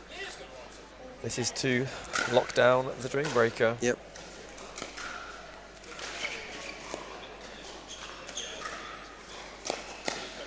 Oh, what a way to finish it with the ATP. ATP from Emerson. Look, 15-8. 2-0 Team Pickleball Store. 3-0. We are headed to a Dream Breaker. Peter, what's the rest of today for you? I mean, I thought I was going to be sitting here with you, Rob. Really? I mean, probably not, but we'll see. Look, I said I can't wait to see how this is going to unfold. Who's going to play who? Will it be Thadia against James? We don't know. I mean, that is the big thing if you have a singles matchup of that kind. Yeah. You don't tend to bet against Thadia on a Dream Breaker. Oh, no. And so we'll go over to Dave in the studio, who's got a new person to speak to give us some insight into the league. Yes, Rob, I will bring in our special guest in just a few moments' time, but it's all square after 6 matches. Team Pickleball doing what they needed to do there to make things 3 apiece. Let me introduce you, though, to Louis. Louis, thanks for joining us on this. Of course, Pickle Play winning their fixture as well. They're through to the final. But this is going down to a dream breaker between RAQT and Pickleball Store. I mean, I would ask who would you rather play, but you've got to beat everybody if you want to win this, right? That's exactly true. I actually don't know who I'd rather play. It's going to be a very exciting outcome. Thadia is obviously unbeaten in the Dream Breakers this season. Absolutely. But yeah, looking forward to watching and relaxing it. Well, let's have a quick look at how your results went and how you booked yourself into this grand finale as well. So they started off with the men's singles, big 2-0 win there. Then the women's doubles for Scam, that was their 1 point overall there. Mixed doubles, they took you to 3 games there, 2-1. Men's doubles 2, women's singles 2, and then it was done and dusted 4-1 overall. It seemed like a solid performance from you guys. Our team performed brilliantly, and to be honest, they have all season. We're a massive team. I've been a massive advocate of trying to get all my team to play in every single fixture. For this one, I played the singles, played really well. Tough one against Tom. He pushed me all the way, but managed to get it done in straight sets. Then we have the women's doubles. Unfortunately, they couldn't quite get it done. They played quite well. They had chances in both sets, but the other team just played pretty solidly. Then we went to mixed. As you said, they took a set. They had a really good shake and bake tactic in the second set, and it managed to pay off, but we slowed them down for the third to get it done. Men's doubles, I played with my brother. Managed to get it done. And then Emily played singles. First time she played singles since giving birth, and she was phenomenal. I was amazingly proud of her. Fantastic. It would have been interesting to see whose fault it would have been if you two lost with you and your brother. It's always the brother. So let's talk then quickly then about this dream breaker that we're heading into, because maybe there's some people that are new to sport, the first time ever taking in pickleball. How does a dream breaker work? So it's a really exciting different analogy here, because you have to pick 2 men, 2 women. It's a singles game, it's 21 points, and you only get 4 points each. So you have to play the sort of strategy. James and Thadia are going to be thinking now whether they, decide whether they want to front stack and play James because he's obviously the best singles player in Europe right now. Thadia is the best female singles in Britain. Like, they want to play against each other, or do they think, oh, maybe I'll try and avoid each other to stop taking points off each other and win points later on? So it's going to be a really exciting little game we've got going on here. So it's almost like shuffling the deck in a way. If we have a quick scan over these rules, the captains, as you say, choosing 2 men, 2 women from each of their sides. Each player has 4 single points, then rotates out for a next player. And that's what you mentioned there, Louis, that where do you place your players in that pack, stacking against the others? First to 21 points, but you've got to win by 2 clear points. So technically, we could be going all afternoon. We could. Obviously, there's no freeze anymore, so it means it makes it a bit more sort of predictable in terms of the timings. However, it's going to be a very exciting one. I have a feeling James will play himself first. I think Thadia might play herself second, just so they can... Oh, I think Thadia would rather avoid James than James avoid Thadia, because James is just absolutely phenomenal at singles. So we'll see how it goes. Well, let's have a look at those draftings. That is how it looks for you. So this is the order. It's going to be Thadia to start things off first, then Emerson, over to Pep, and then over to Emma. And you mentioned there that James would want to play himself first. He has done. He's going to follow it with Dan after, Jess, and then Mercedes after that. What do you think of that then? Very interesting. I think looking at that, the big crunch one there will be match 2, Emerson and Dan Wren. I have a feeling, and if Thadia can get any points off James, that's a win. Because there's a chance James could run away with 8 points in that. And of course, Emerson's one of the youngest players in the whole entire league. What a big responsibility on his shoulders going in second. It is, but he's performed amazingly all season. Thadia picked him to develop him as a player, and he's just done that. Like, he's got better and better every single weekend fixture. He's one of the top British players in the country now, so it's all to play for. I'm looking forward to it. And this is going to be interesting as well, because obviously you're going to be playing the winner of this game. With it being a dream breaker, they're going to be a little bit more tired for when you guys take them on. You've had a bit more of a break. It's only 4 points. I think they're fit enough to be okay. I don't actually know who I'm going to prefer to play, but as you say, you've got to beat everyone to win. So Absolutely. I'm looking forward to the final. And of course, you're used to those high pressure situations, a European champion last year. You're going to be bringing that experience with your side into the final, whoever it is you're against, whether it RAQT or whether it be Pickleball Store. Yeah, that's correct. Obviously, it's not just a one-man team, it's a full team game. I've got 6 on my side today, and all of them done me proud all season, so hopefully we can do that together as a team.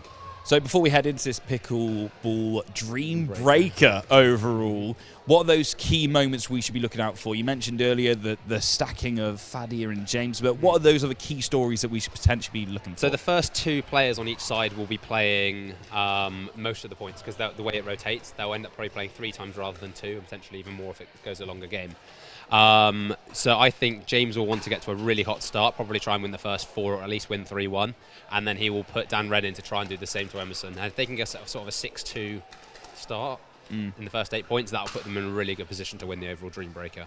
And we mentioned very briefly earlier on, but I think it's something that definitely needs to be addressed. Thadia, 100% from a Dream Breaker. This is the pressure environment that she likes. It is indeed. We talk about James maybe being the stronger team, but she's not lost this year. Her team have performed phenomenally well. They beat mine in the first event in the whole season.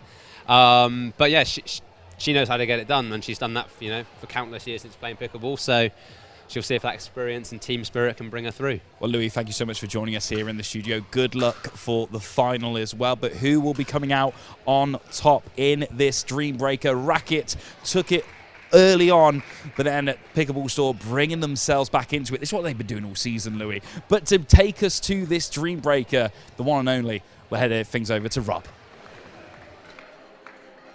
Oh, we're waiting to see what the drafting pairings are for what order we're going to have. It looks like we're going to have Thadia up against James. So our first split gender pairing. So rather than going male-male, female-female, we've got the 2 captains facing off against each other, which is traditionally how we've seen some of these match-ups. So we're looking at pairings here. Pep versus Jess. Yeah, so we're looking at actually Pep and Jess are also. So it's captain, captain, vice captain, vice captain. Male versus male and female versus female by the looks of it. So it's going to be interesting to see what we've got here. Obviously, Dream Breaker Master Thadia Locke against James Chowdhury, one of the best single players in the country, just warming up together. Also doubles partners at times. So a lot of experience of each other's game on either side of the court. And this is very much a format where you have to really go for it at times. So it looks like we're about to get underway. 0-0. First team to 21 points.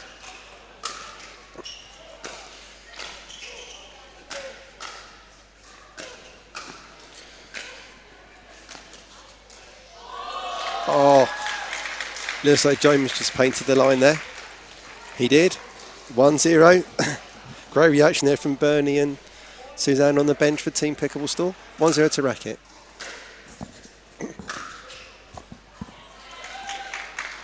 So, first strike early there from James again, really hitting those lines.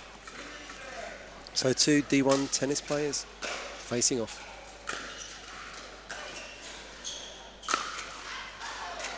And Thadia successful with that lob that's been working almost all day for her.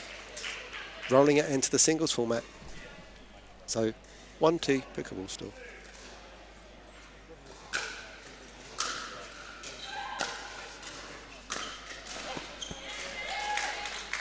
Yeah, Thadia just not quite deep enough on that approach. I mean, she hadn't quite closed down the non-volley zone line, giving James that angle to work. So no, 3-1 to RAQT.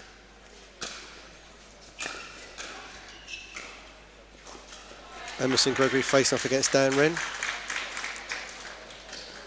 Dan, a quietly underrated singles player. So 4-1.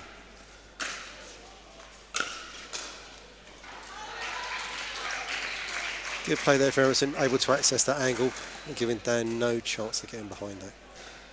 So 2-4 to Pickleball Store.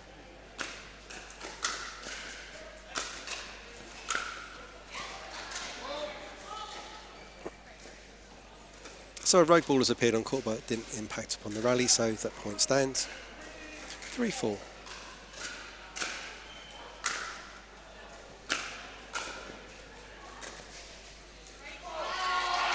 That's great, pulling that back from Emerson there. making honours equal. 4-all. Excellent control to put that ball behind Dan again. So Pep versus Jess.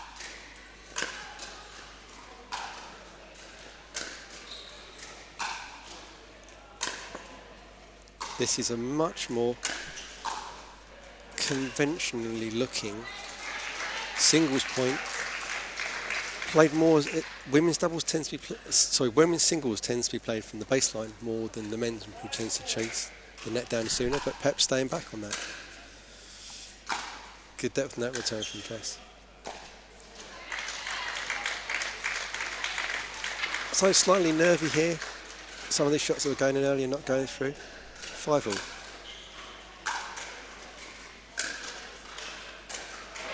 Great shot there from Jess hitting that line and taking just enough pace off since Pep couldn't get it on the second bounce.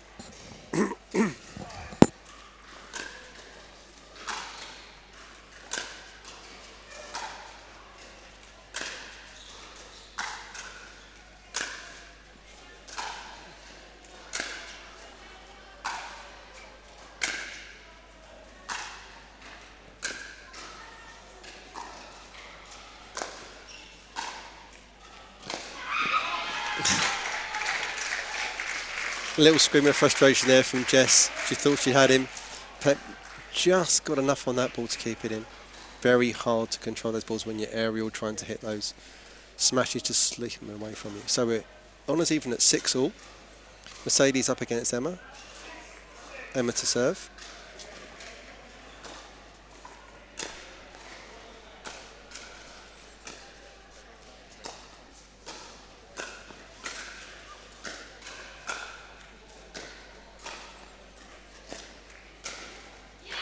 Great hustle from Emma to try and stay in that point, certainly behind on the rally. So 7-6, Mercedes to serve.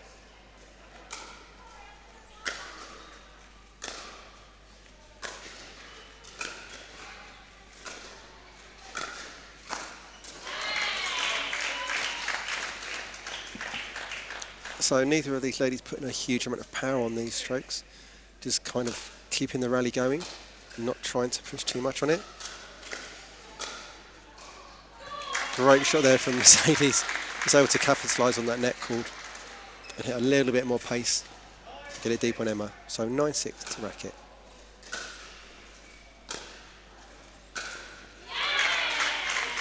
And a 4-0 run. Really good outcome there for Team RAQT.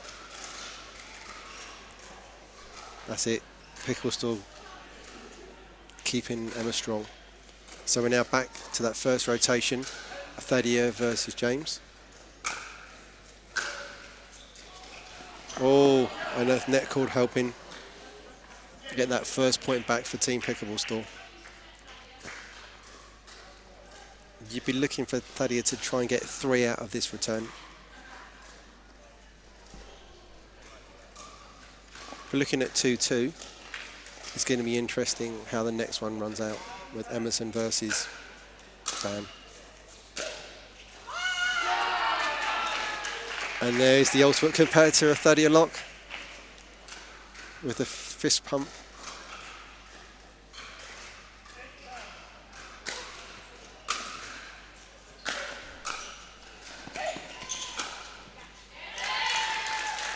Good hustle there from James just to cover down the court and make sure there was no opportunity for that ball going out.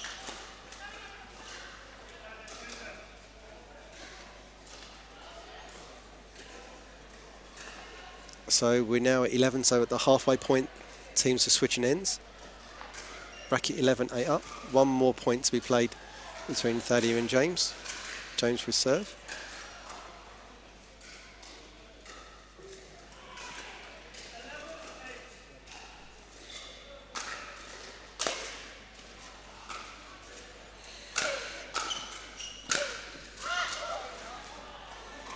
Yeah, both players are agreeing that was a wide ball. Conveniently from my commentary position, I can see straight down that line, and it was a hair's breadth away. So looking at 12-8 to RAQT. Looking for Emerson to get a couple back on there, and that's a great passing shot there from Dan Wren. That's what you can always threaten with that lefty whip.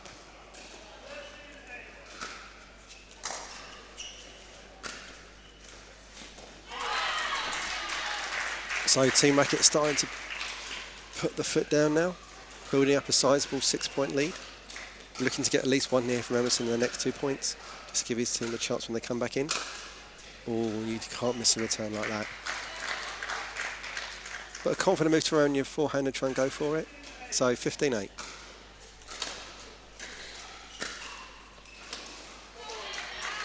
Okay, so we now got 2 complete rotations to bring parity back between Team RAQT and Team Pickleball Store.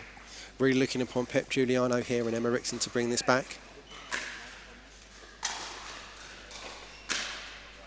I expect to see some longer baseline rallies.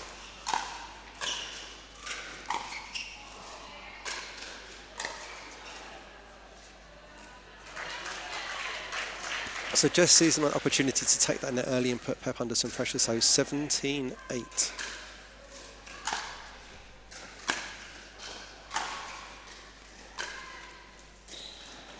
Great use of the angles there, just accessing some width from Jess.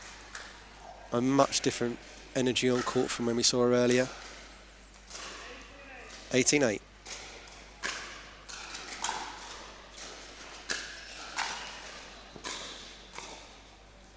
Oh, and the power play, one more ball there, that possibly was going out. So that's now 19-8 to Team RAQT. A big lead here. And that's just out. So 19-9. Just 2 points needed for Team RAQT. Big breath there from Mercedes. Emma to serve at 19-9. 9-19.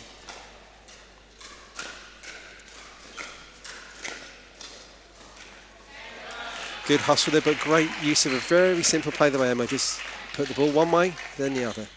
You don't necessarily have to hit the ball hard if you can get those angles right. So 10-19.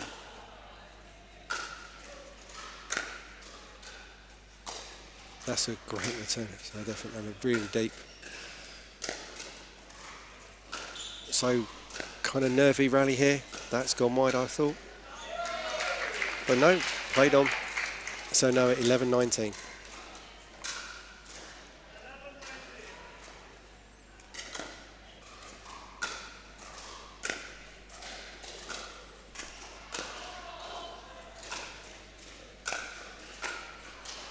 Yep, so that's it.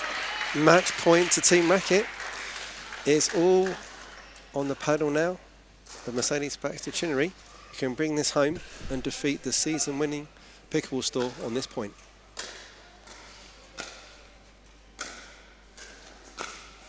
That's a great cross-court shot there from Emma Rickson to keep her team alive. So all the pressure is now on Thadia Locke. 12-20.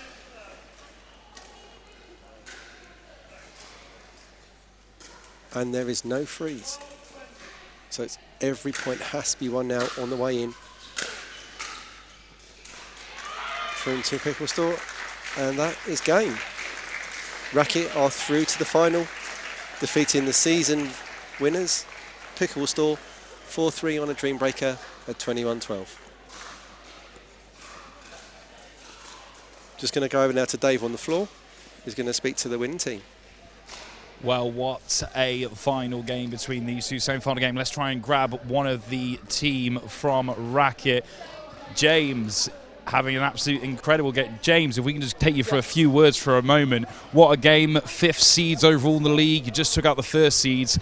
I mean, early on, you guys pulled ahead. Pickleball Store brought it back, but the dream breaker at the end. Yeah, you know, look, throughout the whole of the season, I think our team have played really, really well. We've been on the wrong end of a couple of results, and by that I mean it's just a point here or there, and these sort of dream breakers show that. It's a couple of points here and there. As a team, we've played really well together and come together. We've formed some really good partnerships, and yeah, it was exciting to get that one. That team has been pretty much unstoppable all year. They've played some really, really good stuff, and they took it to us today as well. Thankfully, we came out on the right end of this, and it was good. But you know, their players played really, really well. They tested us all the way through, as you mentioned, with 3-1 up. They came back 3-all, dream breaker. Everyone's a little bit nervous, a little bit tight, but it was good. And this is what pickleball's about, right?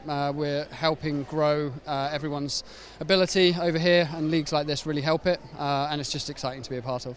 Well, this is it. 5th in the league, as we mentioned. You've just knocked out the top seeds. You're heading into the final, and it has to be mentioned, Thadia Locke has never lost a Dream Breaker. That's got to be a good scalp for you. Oh, absolutely. You know, Thadia and I are very close in that way, so I will be giving her a bit of stick later on for it. But no, again, she's been an amazing captain of that team, and I would probably argue that their team throughout the year have improved the most overall. And they've done a really good job. So, you know, it's big kudos to our team coming together and winning this one. It was a big guns out performance from you guys overall. Still a final to play, though. How are you going to prepare yourself for that? You know, obviously it's exciting to have just won this one. We need to calm down a little bit, probably get a little bit of food and get back out on the court. You know, it's another match. We can't go out too high or confident. We're playing another really, really good team, some really good players on that team as well, and we've got to get back into the mode of focusing and getting on with it. Well, James, I'm going to let you have a little sit down, get yourself prepared for the final. Massive congratulations. Thank you. Thank you. So that is it from your semi-finals. For now, the grand finale on the way. The Evelina Trophy up for grabs. It's going to be RAQT against Pickle Play. Who is going to walk away, though, with that trophy? We'll be back with your coverage for the grand finale at 3:30. We'll see you there.